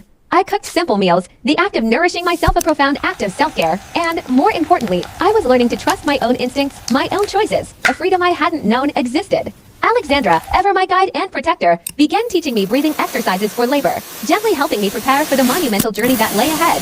The daunting question of adoption still loomed, a weighty decision to be made, but she never once pushed, never pressured me. My choice, she always affirmed, her voice resolute, always my choice. Then, a surprising development, a letter arrived. Not from my parents, whose attempts at contact had been decisively shut down, but from Natalie. It had been discreetly forwarded through Theo's office, bypassing any potential interception. Her handwriting, usually so neat and precise, was shaky, betraying a torrent of emotion. She'd figured it out, she wrote, the words raw with anguish. Natalie had meticulously pieced together the puzzle. The strange timing of her birthday visit, my sudden, inexplicable disappearance, the undeniable timeline of my pregnancy. She then laid bare her own searing realization, a truth that had been hiding in plain sight. Mom's shopping online while her daughter literally breaks out through a window. That timing feels awfully convenient, she wrote, her words a chilling accusation against my mother's willful ignorance. Like maybe she knew but chose not to know. Natalie's letter continued. A poignant stream of consciousness. Watching someone physically escape after months of being trapped makes me wonder what finally made today different from all the other days she could have tried. She poured out her heart, expressing her profound sorrow that she hadn't seen the truth sooner, her deep regret for having believed their insidious lies, and her sorrow for everything. I cried openly and unreservedly as I read her words, tears of both sadness and relief. My best friend, momentarily lost to their cruel manipulation, was finding her way back to the truth, back to me. She desperately wanted to help, offering to testify if needed, a crucial offer of support. Even her parents, she wrote, now understood and stood firmly by my side. The wall of isolation, so carefully constructed around me, was finally, irrevocably beginning to crumble. The suffocating vault of silence my family had so meticulously constructed was not merely cracking. It was splintering, shards of deceit scattering as truth, like persistent groundwater, began to seep through the ever-widening gaps. Then more letters followed, arriving with the quiet inevitability of rain after a drought. There were missives from teachers who, despite their gnawing suspicions, had been effectively silenced by my parents' formidable presence and influence. Notes from neighbors who, though outwardly polite, had noticed the peculiar isolation of our home, the absence of ordinary childhood sounds. Even Coach Chen, whose unwavering belief in me had always been a quiet anchor, wrote, her words heavy with self-reproach, devastated that she'd missed the glaring signs. The red flags waving in plain sight. Each new letter wasn't just another piece of paper. It was a potent dose of validation, irrefutable proof that I hadn't conjured the profound wrongness of it all from a fragile, traumatized imagination. People had seen, had wondered, had harbored unspoken doubts, but they had been skillfully deflected, their concerns expertly dismissed by my parents' meticulously crafted, seemingly flawless performance of suburban normalcy and familial devotion. The custody hearing loomed, approaching with the chilling certainty of a storm front gathering on the horizon. Theo, with his unwavering gaze and methodical mind, prepared me with the precision of a seasoned strategist. He advised on every minute detail.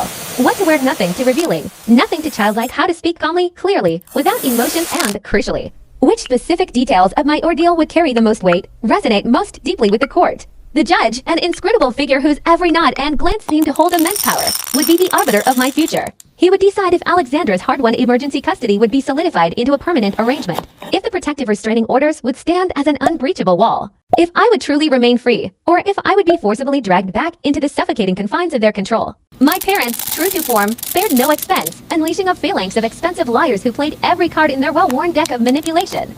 Their narrative was polished, ruthless. I was mentally unstable, prone to wild fabrications. They brazenly claimed that the overwhelming stress of the pregnancy had somehow triggered a cascade of delusions, convincing me of things that simply hadn't happened. Alexandra, they alleged, was nothing more than a calculating opportunist who had cruelly manipulated a vulnerable, emotionally fragile child for her own nefarious ends. My dad's official record, they boasted, was spotless, a testament to his exemplary career. My mom's reputation, they trumpeted, was sterling, and tainted. They painted themselves as pillars of the community, paragons of parental concern, unfairly facing the outrageous, false accusations of a troubled, rebellious teen. But Theo, ever the diligent sleuth, had done his homework with an almost obsessive thoroughness, leaving no stone unturned. He unearthed forgotten complaints from other girls who had spoken out about Wyatt's inappropriate behavior during their middle school years, complaints that had conveniently, inexplicably, vanished after my dad's swift and silent intervention. He uncovered the carefully concealed evidence of my mom's reliance on prescription anxiety medication, coupled with the incriminating array of wine bottles hidden away in the darkest corners of the garage, a stark contrast to her public image. Most damningly, he meticulously pieced together a chilling paper trail, a mosaic of documents, emails, and financial records that starkly illuminated the systematic control, the insidious isolation, and the calculated manipulation that had defined my life. The hearing itself stretched across 3 grueling days, each hour feeling like an eternity. I testified by a closed circuit, a necessary shield, as I was simply too pregnant, too physically vulnerable, to endure facing my parents' accusatory glares directly.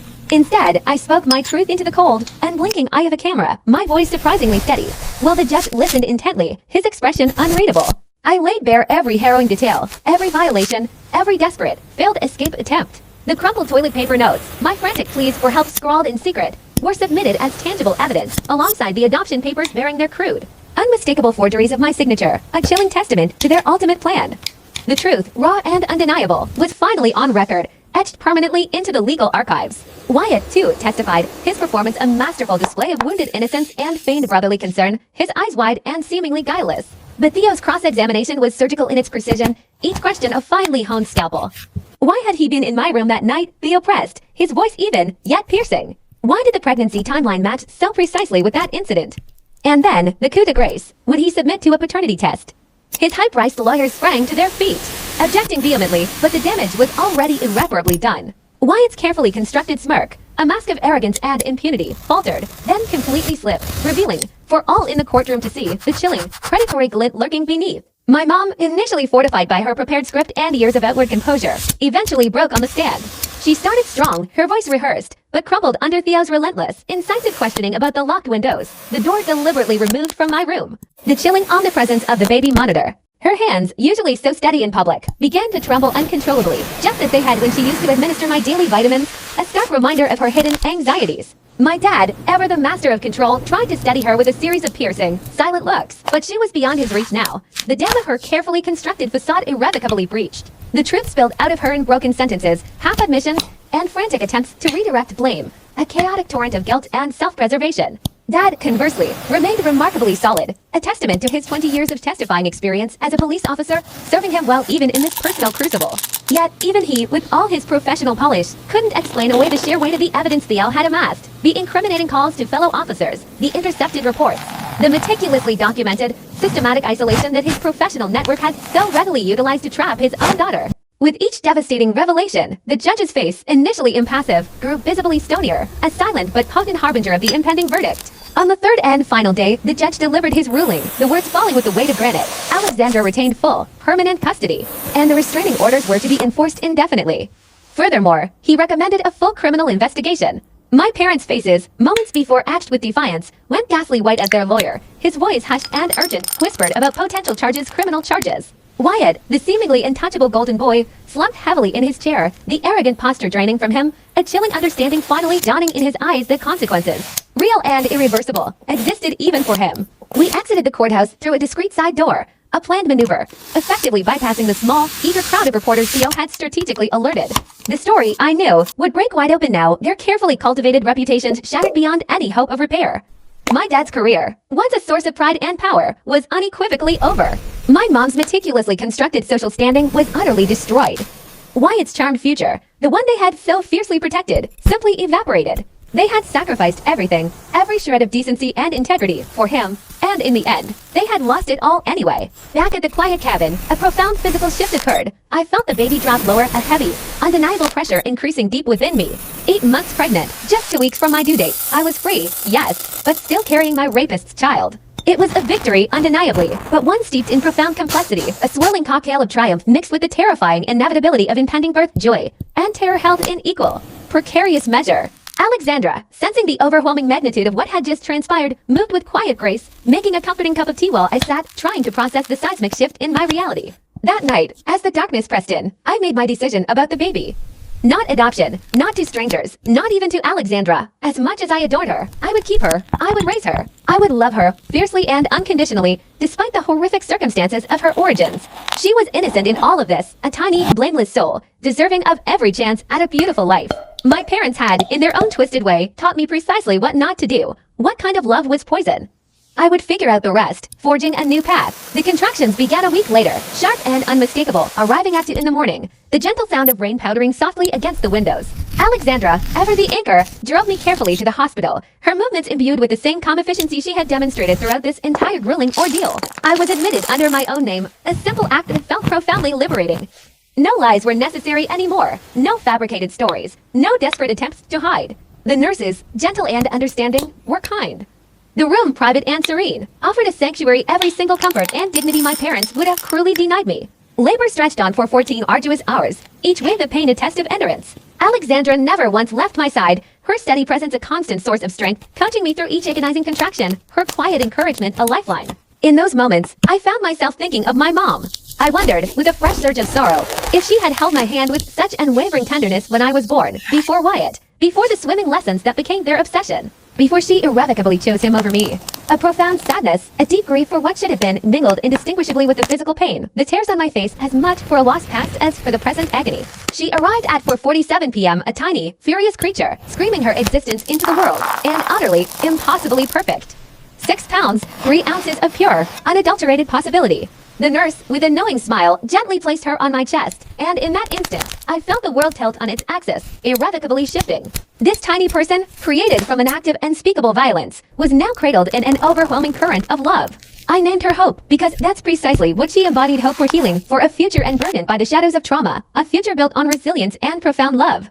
Alexandra, her eyes shining with inch tears, cried opally when she held her grandniece for the very first time, whispering soft, fierce promises of unwavering protection, of the unconventional yet utterly real family we would build together.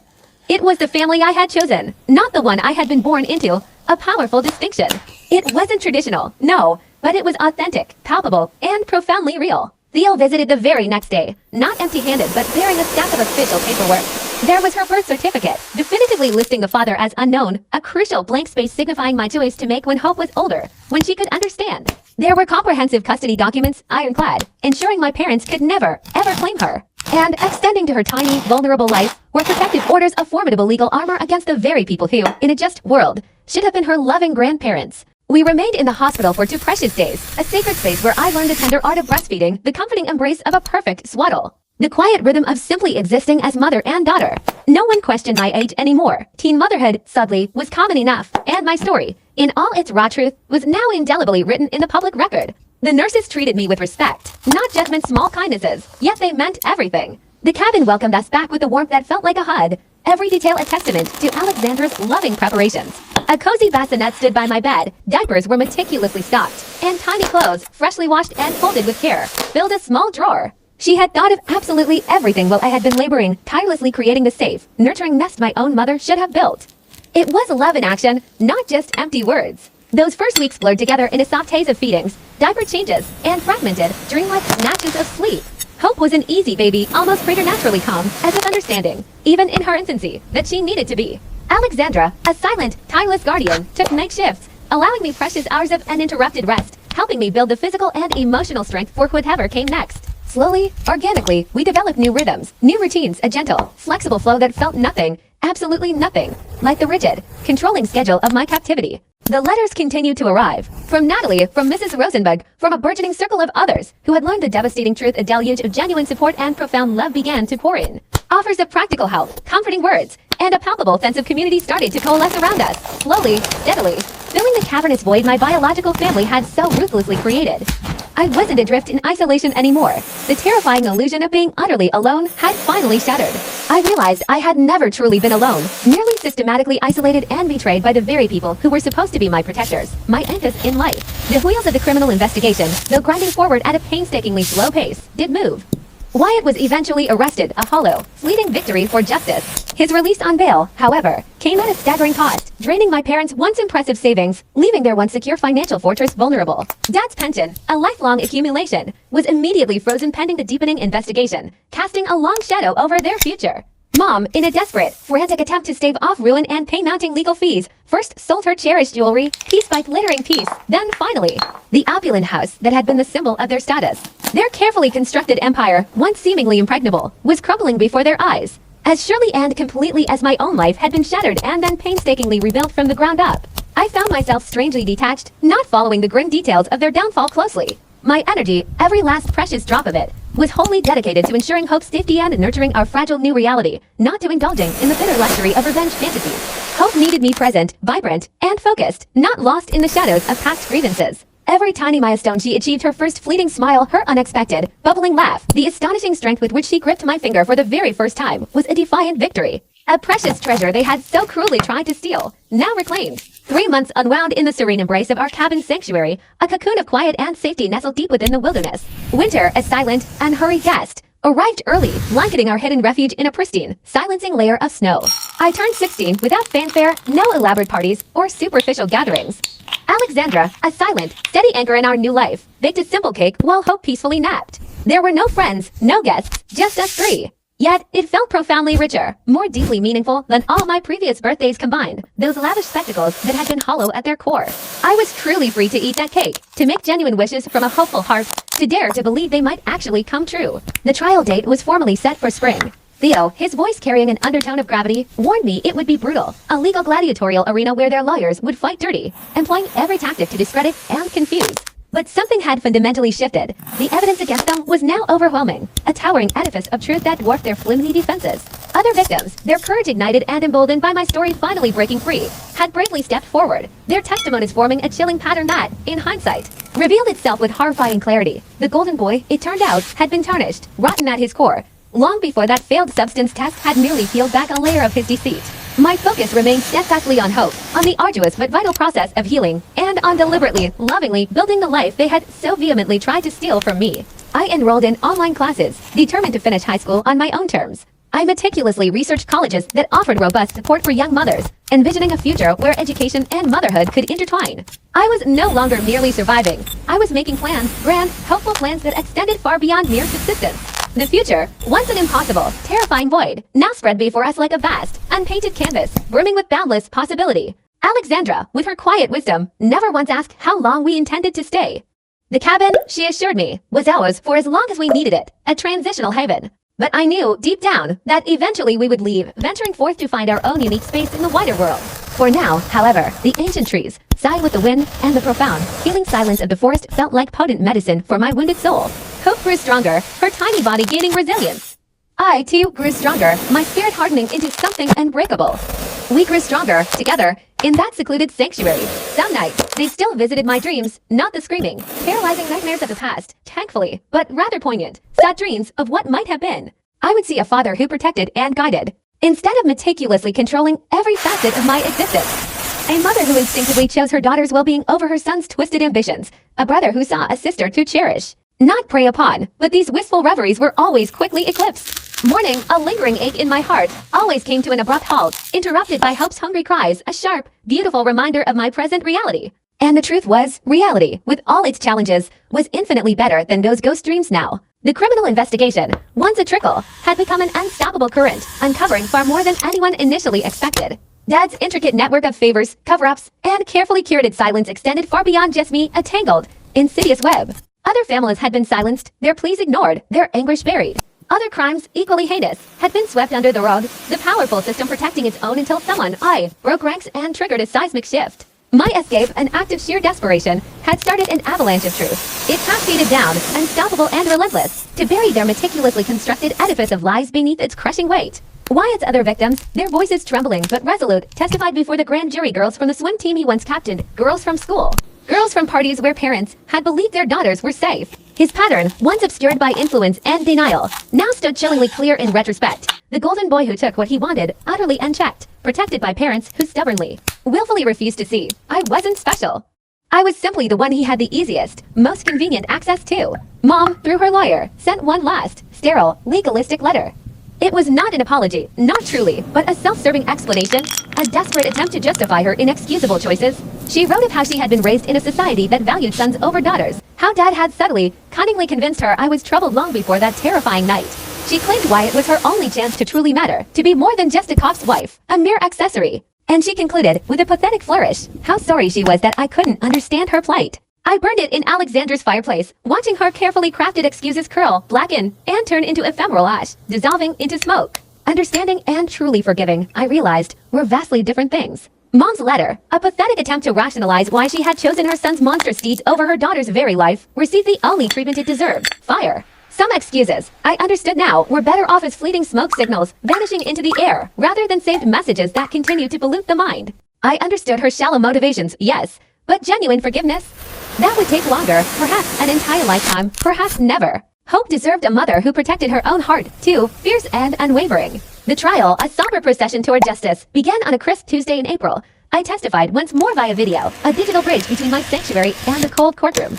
Hope was sleeping peacefully in my arms, her soft weight a constant source of strength and grounding. My voice, steady and clear, recounted my truth without a trace of shame, a stark contrast to the terrified girl I once was. The defense, as predicted, tried their usual arsenal of slurs, insinuations, and thinly veiled intimidation tactics, but I was fundamentally different now, a mother who had survived. Not a child who could be easily silenced or manipulated. My voice remained unwavering, clear as a bell, as I meticulously recounted every excruciating detail they had so desperately tried to bury beneath layers of denial. The prosecutor's questions, methodical and thorough, continued for another grueling hour. I held Hope close against my chest, feeling the rhythmic, comforting beat of her tiny heart against my own as I described the deliberately locked windows, the door that had been removed to trap me, the baby monitor that had recorded my desperate captivity, a chilling audio tape of my stolen freedom. The defense attorney objected repeatedly, their protests like mere whispers against a roaring tide of truth, but the judge, with quiet authority, overruled most of their futile attempts. My evidence, stark and undeniable, spoke louder, far louder, than all their desperate protests combined. When my testimony finally ended, I quietly closed a laptop, deliberately severing the connection to that harrowing past, and focused entirely on Hope's immediate needs.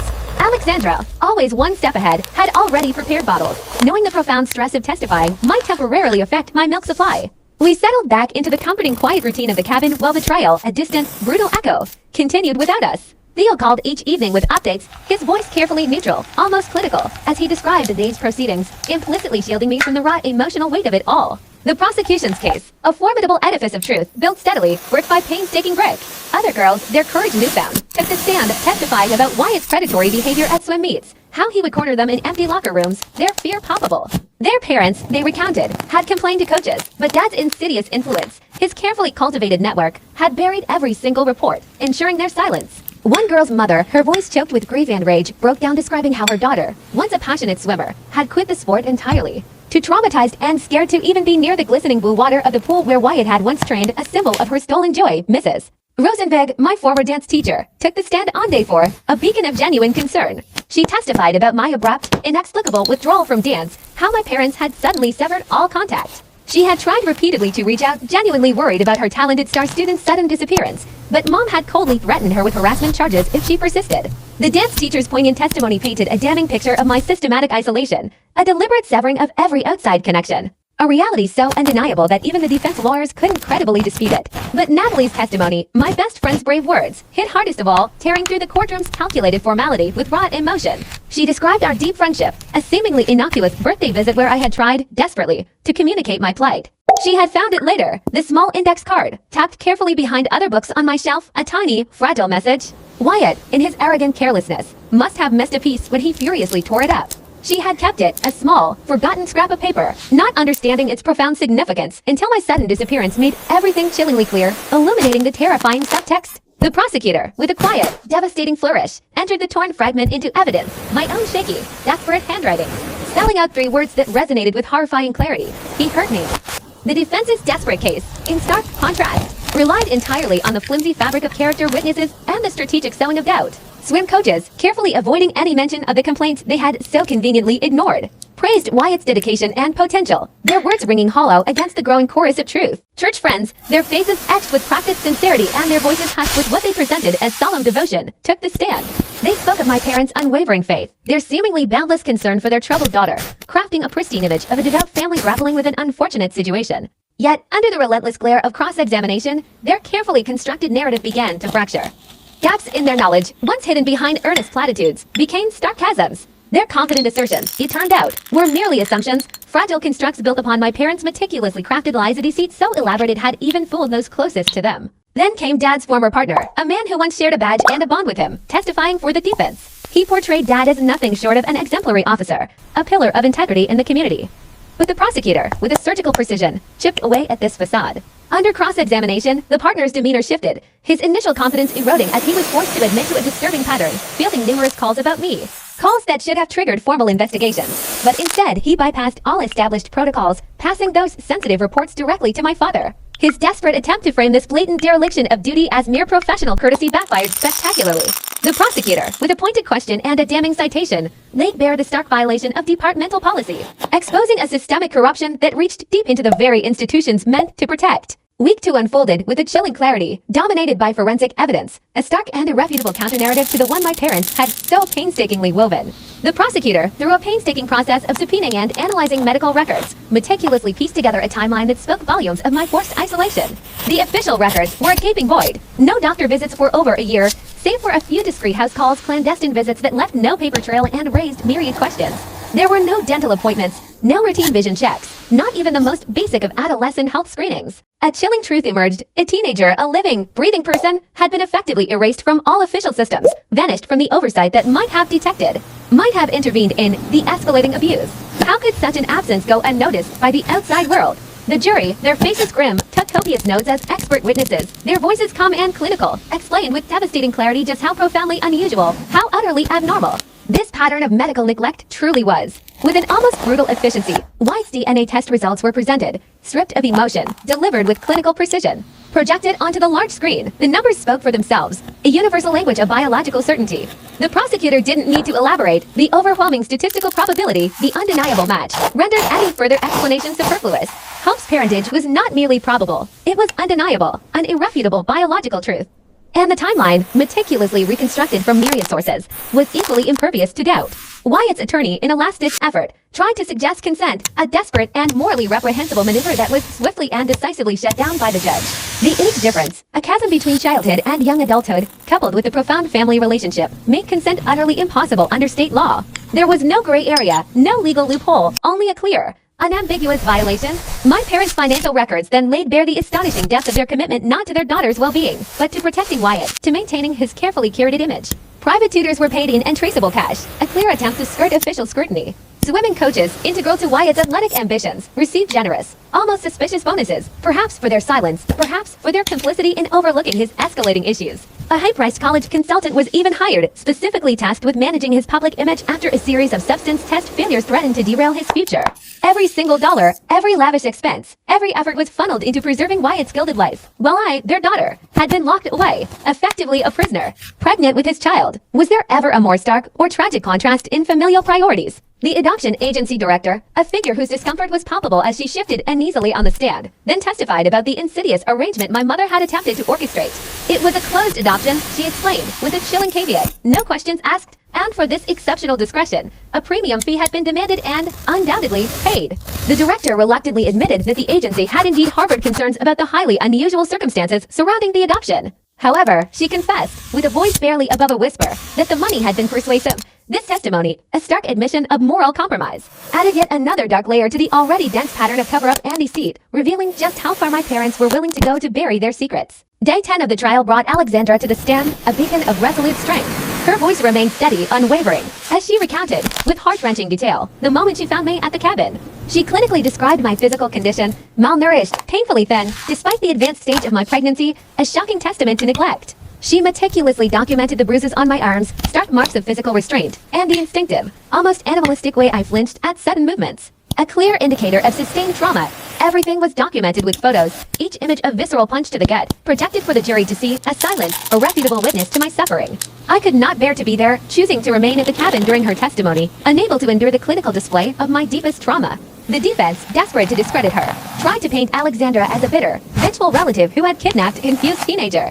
But her meticulous preparation was undeniable, a fortress against their flimsy accusations. She produced receipts for the private investigator she'd hired, chilling recordings of my mother's calls regarding the adoption, and exhaustive documentation of every single step she had taken, every calculated move, to save me. Her testimony revealed not a hasty abduction, but months of painstaking planning, a silent vigil as she watched from afar, helplessly witnessing my situation spiral into despair, waiting for the precise moment to intervene. Theo, my lawyer, then presented the custody case records, a powerful legal precedent that further dismantled my parents' defense. The family court judge's ruling, a document steeped in legal authority, was read aloud, each finding of fact another nail hammered into the coffin of my parents' carefully constructed facade. The systematic isolation, the locks on windows, the confiscation of communication devices, these were not mere accusations but facts, meticulously documented in previous legal proceedings that my parents had been utterly unable to refute. The criminal trial jury heard, with chilling clarity, that another judge, operating under a different legal framework, had already found this overwhelming evidence credible, lending an undeniable weight of authority to the prosecution's case. Character witnesses for the prosecution further solidified the narrative of abuse. Among them were teachers,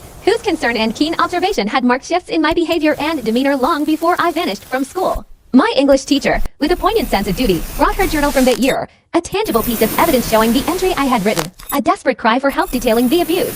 She had, as mandated by law, reported it, following every protocol to the letter.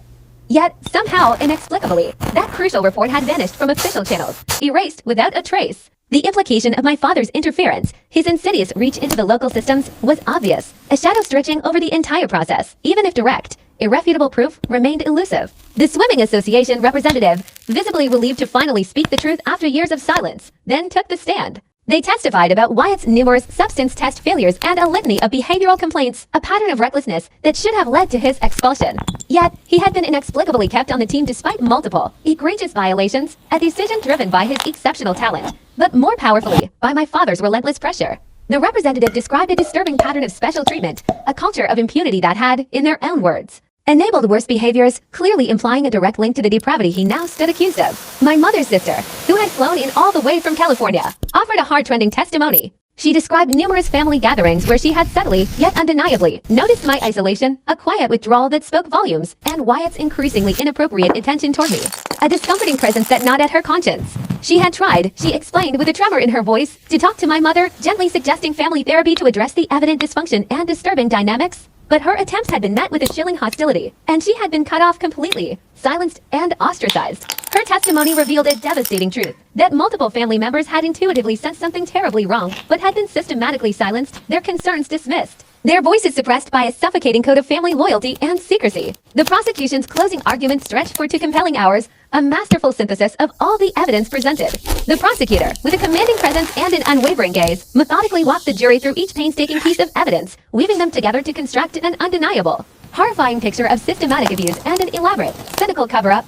She didn't just state facts, she imbued them with chilling context, emphasizing the profound and insidious power dynamics at play. A police officer father who wielded influence over local systems. A mother who made a conscious, agonizing choice to protect her son over her daughter. And a brother who understood implicitly that he was shielded, protected from all consequences. The jury listened intently, their faces rapt, as she connected every single dot, revealing the complete, devastating tapestry of deceit and violence. The defense's closing argument, a desperate last gasp, attempted to sow seeds of reasonable doubt. They painted me as a manipulative, troubled teen who had fabricated fantastical stories for attention, who had seduced her own brother, and then, overcome by guilt, had fled when confronted with the inevitable consequences. It was a narrative designed to victim blame, to discredit, to obscure the truth. But their flimsy fabrication was riddled with too many gaping holes, too many unanswerable questions. If I was merely a rebellious teen, why the heavy-duty locks on my windows? Why the systematic, suffocating isolation? Why the meticulously documented physical injuries, bruises, and signs of restraint? Their desperate attempt to shift blame, to demonize the victim, fell flat, utterly crumbling against the insurmountable mountain of undeniable, corroborating evidence. The jury deliberated for 3 agonizing days, each hour stretching into an eternity. I spent those days in a blur, caring for Hope, her tiny, trusting presence a grounding force. I tried desperately not to dwell on the 12 strangers, cloistered behind closed doors, deciding whether my raw, painful truth would be validated, whether my suffering would be acknowledged. Alexandra, ever watchful, ever protective, kept us busy with long, restorative walks in the woods, patiently teaching me to identify the stoic beauty of winter birds. Anything, everything, to pass the time, to distract from the gnawing suspense. Theo had promised to call the very moment a verdict came in, a lifeline I clung to. The call came on Thursday afternoon, sudden and jarring. Guilty on all counts, I sank hard onto the nearest chair, the abrupt weight of the words stealing my breath, Hope sleeping peacefully in my arms, oblivious to the monumental shift in our world. Theo's voice, thick with emotion, listed the convictions: aggravated sexual assault, false imprisonment, child endangerment, conspiracy. The jury had believed me.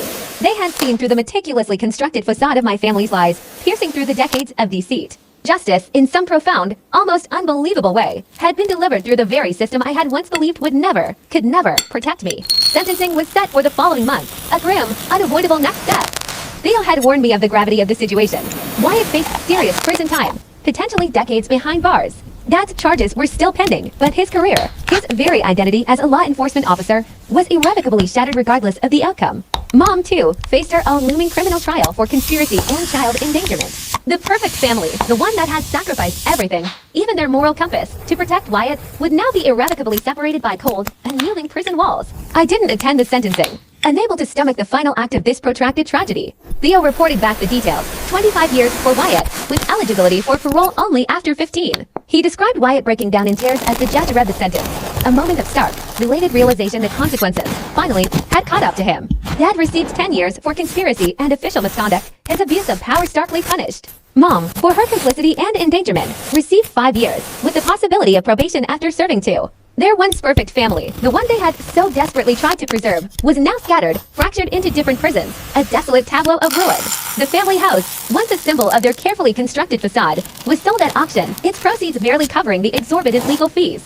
Dad's pension, the fruit of his public service, was rightfully redirected to victim restitution.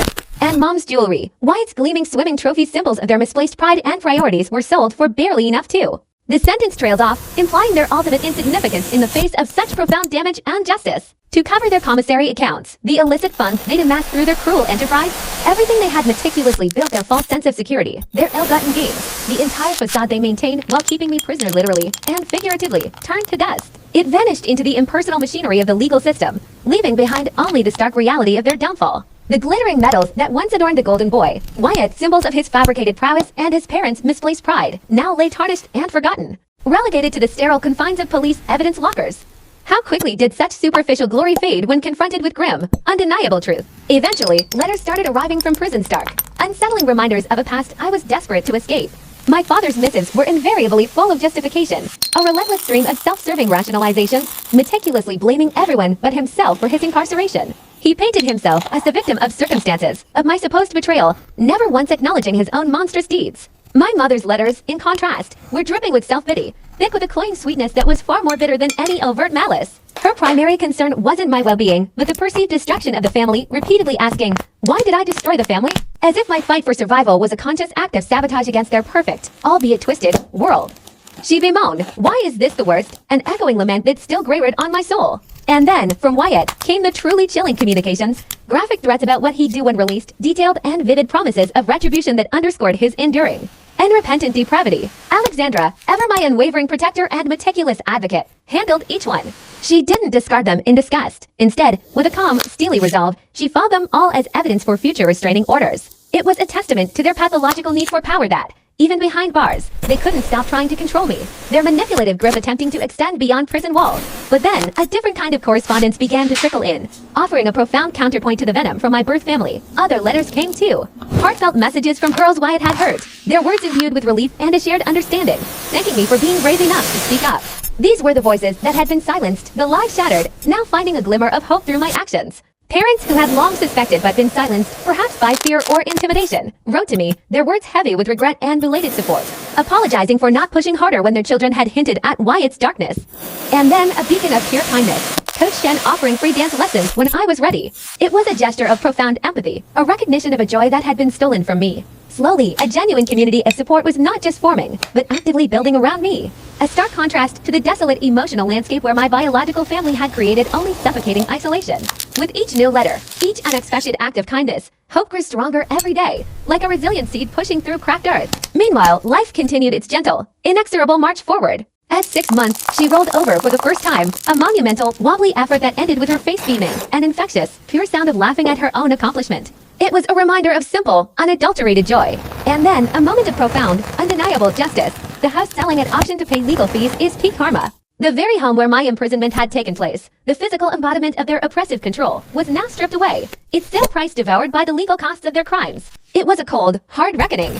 Wyatt's once prized swimming trophies, symbols of a superficial glory and a manufactured image, basically became garage sale items, destined for some stranger's attic or basement. Their shine long faded. And yet, juxtaposed against this dismantling of their hollow legacy, Hope was out here rolling over and living her best baby life. Her innocent triumphs far outweighing any material possessions or tarnished accolades. 7 months brought crawling, a new stage of exploration. Her chubby knees propelling her forward with an adorable, single-minded determination reminding me of my own arduous journey toward freedom. By 8 months, she pulled herself up on furniture, her tiny hands gripping the edge, her wobbly legs finding purchase, ready to walk toward whatever future we'd build together. Each milestone was not just hers, but ours, a shared victory. Simultaneously, my own path forward solidified. I diligently finished high school online, standing late into the night, fueled by a ferocious drive. Despite the immense trauma and upheaval, I proudly graduated with honors, a testament to an inner strength they had tried to crush. College applications became a canvas for my story, each essay a powerful narrative about resilience and survival. The authenticity of my experience resonated deeply. Consequently, several schools offered full scholarships for young mothers, not out of pity, but with a profound understanding that my challenging circumstances had not, in any way, defined my potential. Rather, they had forged an unbreakable spirit. Education became my unshakable path forward. The future my parents had so ruthlessly tried to steal from me was, slowly but surely, taking shape, meticulously crafted by my own hands. Alexandra, always thinking of our next steps, found us a cozy, modest, small apartment near the State University. It had 2 bedrooms, a ground floor for easy access, and, most importantly, a tiny yard where Hope could play, a patch of green for her burgeoning explorations. We symbolically moved on her first birthday, ushering in these new beginnings with chocolate cake smeared across happy faces, and those endearing, wobbly first steps that marked her entry into the wider world. The isolated cabin had served its purpose as a sanctuary, a safe haven for our initial healing. But it was time to rejoin the world, to step out of the shadows and embrace a new, vibrant life. The long, arduous process of therapy helped process the trauma. It began with intense individual sessions for me, a safe space to unravel the tangled threads of my past, and eventually progressed to group therapy with other survivors. This shared experience was invaluable, offering validation and profound comfort. I learned that my persistent hypervigilance was normal, a natural response to prolonged threat, and that the monumental task of rebuilding trust would take time, a gradual, fragile process. In a parallel journey, Hope attended daycare at the university while I took classes. Both of us, in our own ways, were slowly learning to exist in spaces without lacks, shedding the constant fear and the literal barriers that had defined my previous existence. The criminal cases, with their sensational details, inevitably made local news, but I consciously avoided reading coverage, preferring to focus on my healing rather than reliving the sensationalism. Theo, as always, was a steadfast shield, handled any necessary legal matters, shielding me from ongoing proceedings. The wheels of justice turned slowly, but they turned nonetheless. Appeals were filed and denied, each legal skirmish confirming the original judgments. Finally, inexorably, prison sentences began. The very system that had so grievously failed me initially finally worked, grinding slowly but inevitably toward justice, a testament to perseverance and unwavering advocacy. 2 years passed, each day building upon the last. Hope learned to talk, her toddler voice a joyful symphony, calling Alexandra Gamma and me Mama with equal delight. It was a profound affirmation of the family we had chosen and built. I immersed myself in my studies, majoring in social work, driven by an unshakable determination to help other trapped children. My internships at various family crisis centers became a crucible of learning, showing me in vivid detail how many stories echoed mine. It became abundantly clear that the system desperately needed people who understood from the inside, those who had navigated the labyrinth of trauma and emerged with empathy and insight. Meanwhile, the repercussions for my abusers continued. Wyatt's first parole hearing was denied, a decision that brought a quiet sense of vindication. The official record noted his continued recalcitrance. He'd been disciplined multiple times for harassment, even from behind bars, audaciously sending letters to other inmates about me, attempting to manipulate and control even from confinement.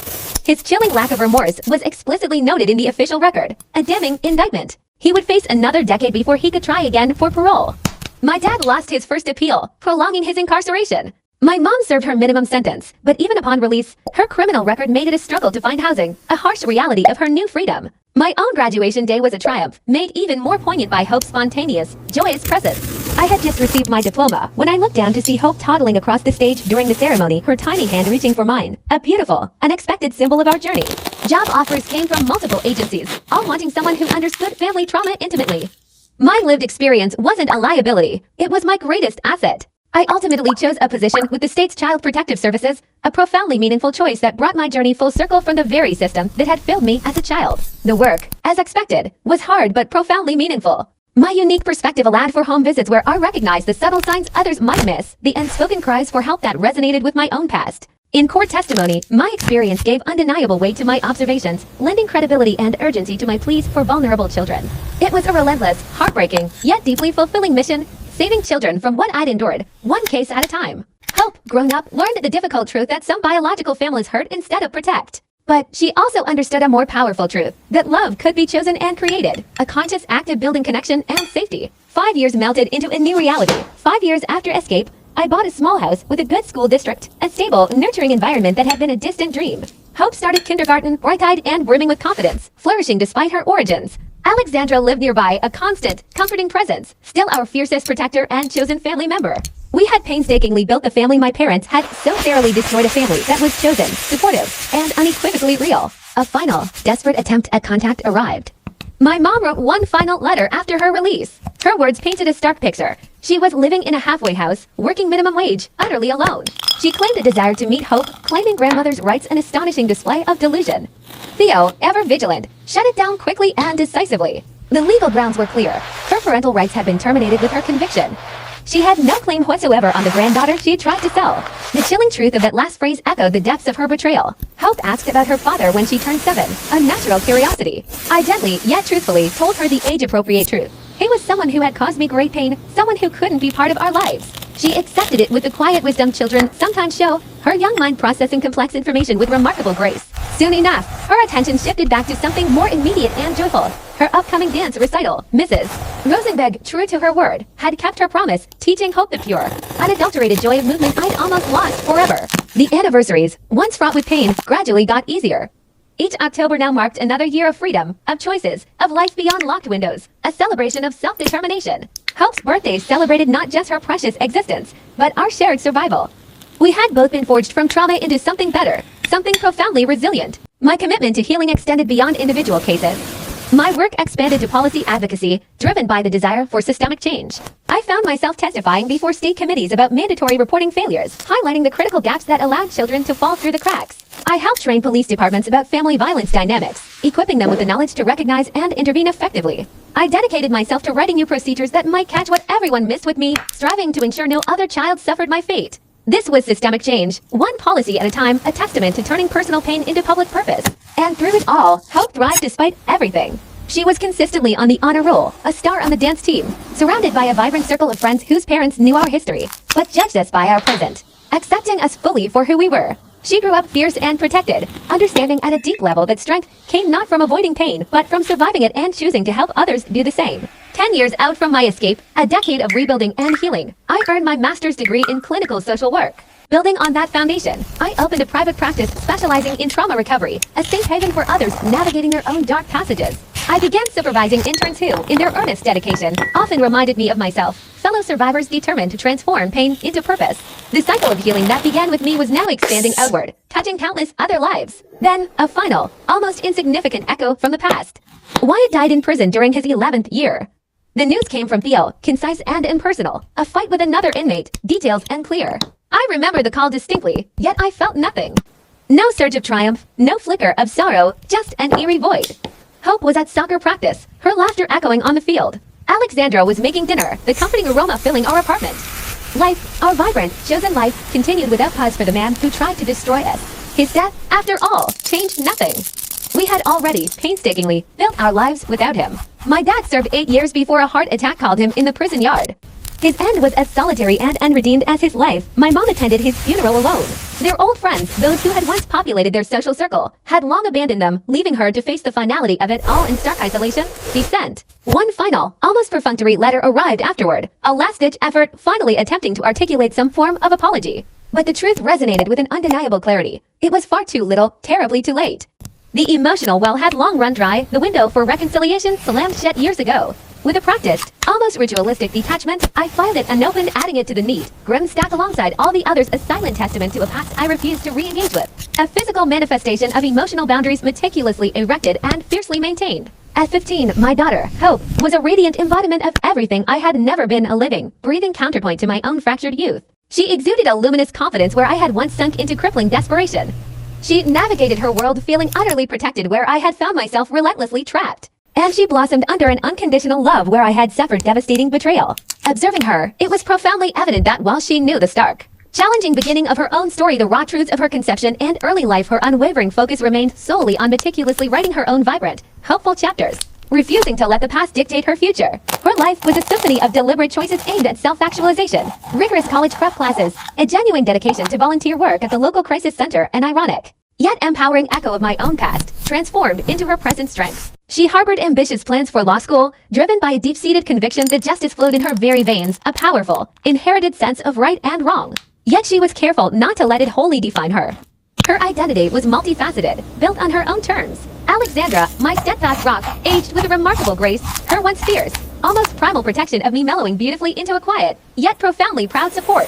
The watchful vigilance had transformed into a serene confidence, a knowing gaze that spoke volumes of shared history and enduring love. She was the one who, with a warm, steady hand, walked me down the aisle when I finally married Theo's law partner, a gentle, remarkably understanding man whose own quiet resilience meant he truly comprehended the profound strength required for survival. Hope, standing tall and radiant, served as my maid of honor, a poignant symbol of the future I had fought for. Our chosen family, a constellation of souls bound not by blood, but by unwavering affection and mutual support, filled the pews, their faces alight with joy and affirmation. There was no need for blood relatives. Our tapestry of love was woven from friends of choice, not obligation. 20 years to the very month from that harrowing October escape, I found myself standing before a national conference of social workers, no longer a victim, but the keynote speaker on the critical topic of recognizing and intervening in family violence. The PowerPoint slides, stark and clinical, projected statistics and intervention strategies with an almost detached precision. Yet, when I spoke, my voice, though calm and measured, carried the undeniable, resonant weight of lived experience, a deep, visceral understanding that no textbook could ever convey. A quiet power that commanded attention. In the hushed audience, Hope watched, her gaze intent, as her mother, once broken, transformed her deeply personal trauma into a potent, compelling form of teaching. It was a complete, poignant full circle from the terrified little girl who had once subtly tapped at SOS under the dinner table, a desperate, silent plea for rescue. Now her mother's voice rang clear, strong, and unafraid. My speech concluded with the latest disheartening, yet ultimately hopeful, statistics about survival rates, meticulously researched intervention strategies, and a fervent, undeniable hope for transformative change within our systems and communities. But even as I articulated those data points, my mind drifted, replaying fleeting images of that defeated 15-year-old girl, pregnant and utterly hopeless, a ghost of my past. I thought of the miraculous strength she had unearthed within herself, hidden in a precarious blind spot by the closet door. I remembered her desperate resourcefulness, scribbling crucial evidence onto scraps of toilet paper, and the subversive act of learning sign language, a clandestine language of survival whispered in silence. And I replayed, in vivid detail, her audacious leap from a small bathroom window into the cold, cleansing rain and toward an uncertain, yet exhilarating freedom. My story, once a burden, had indeed become a vital teaching tool, a compelling case study, irrefutable proof that survival was not only possible but achievable against unimaginable odds. Yet, beneath all its public utility, I reminded myself that mostly, profoundly, it was just mine. It was the story of a girl who had fiercely refused to be silenced, who had painstakingly built a vibrant, meaningful life from the smoldering ashes of her past, and who had, with immense courage, chosen enduring love over a bitter, inherited legacy of pain. Suddenly, hope shifted in her seat, a perfectly typical teenage fidget, her eyes darting down to check her phone. The familiar, almost comical impatience with her mother's work was a bond to my soul. This, I realized, was perhaps the greatest victory of all, her wonderfully ordinary life, unburdened by the extraordinary, often traumatic, chapters of my own. Her boredom was my triumph. The conference wrapped up with the usual networking buzz, polite handshakes, crisp business cards exchanged, and earnest promises to collaborate on future initiatives. Then Hope, newly licensed and radiating quiet pride, drove us home, meticulously careful with her precious cargo me. Alexandra, a beacon of constancy, waited for us with a warm, comforting dinner, our weekly tradition unbroken, a testament to the resilient fabric of our lives. 3 generations of chosen families sat around that table, a living, breathing refutation of the idea that love and belonging were solely inherited. We were irrefutable proof that love could be meticulously built, painstakingly nurtured, and fiercely protected, rather than simply received by accident of birth. Later that night, I quietly tucked away the conference materials, neatly filing away the day's intellectual demands, and then settled into the comforting routine of helping Hope grapple with her calculus homework. This was our normal life, a life hard one, deeply cherished, and profoundly, quietly miraculous. The locks on our doors now open easily from the inside, a symbol of agency and safety. The windows, clean and unbarred, offered clear, unobstructed views of the world, free from the necessity of iron defenses. This freedom, so ordinary in its daily manifestation, was so seamlessly integrated into our existence that we barely noticed it anymore. Could anything be more profound than freedom so mundane it becomes invisible? This, indeed, was the greatest triumph of all, a life where trauma was a distant, painful history, meticulously documented, yet no longer a tyrannical destiny. Thanks for letting me poke at all those interesting, deeply personal details with you today. It definitely gave me a lot to think about, to reflect upon the layers of my own journey and the quiet miracles of resilience. Until we bump into each other again somewhere, perhaps even on a screen, just like the video. It helps more than you think, this process of sharing and re-examining.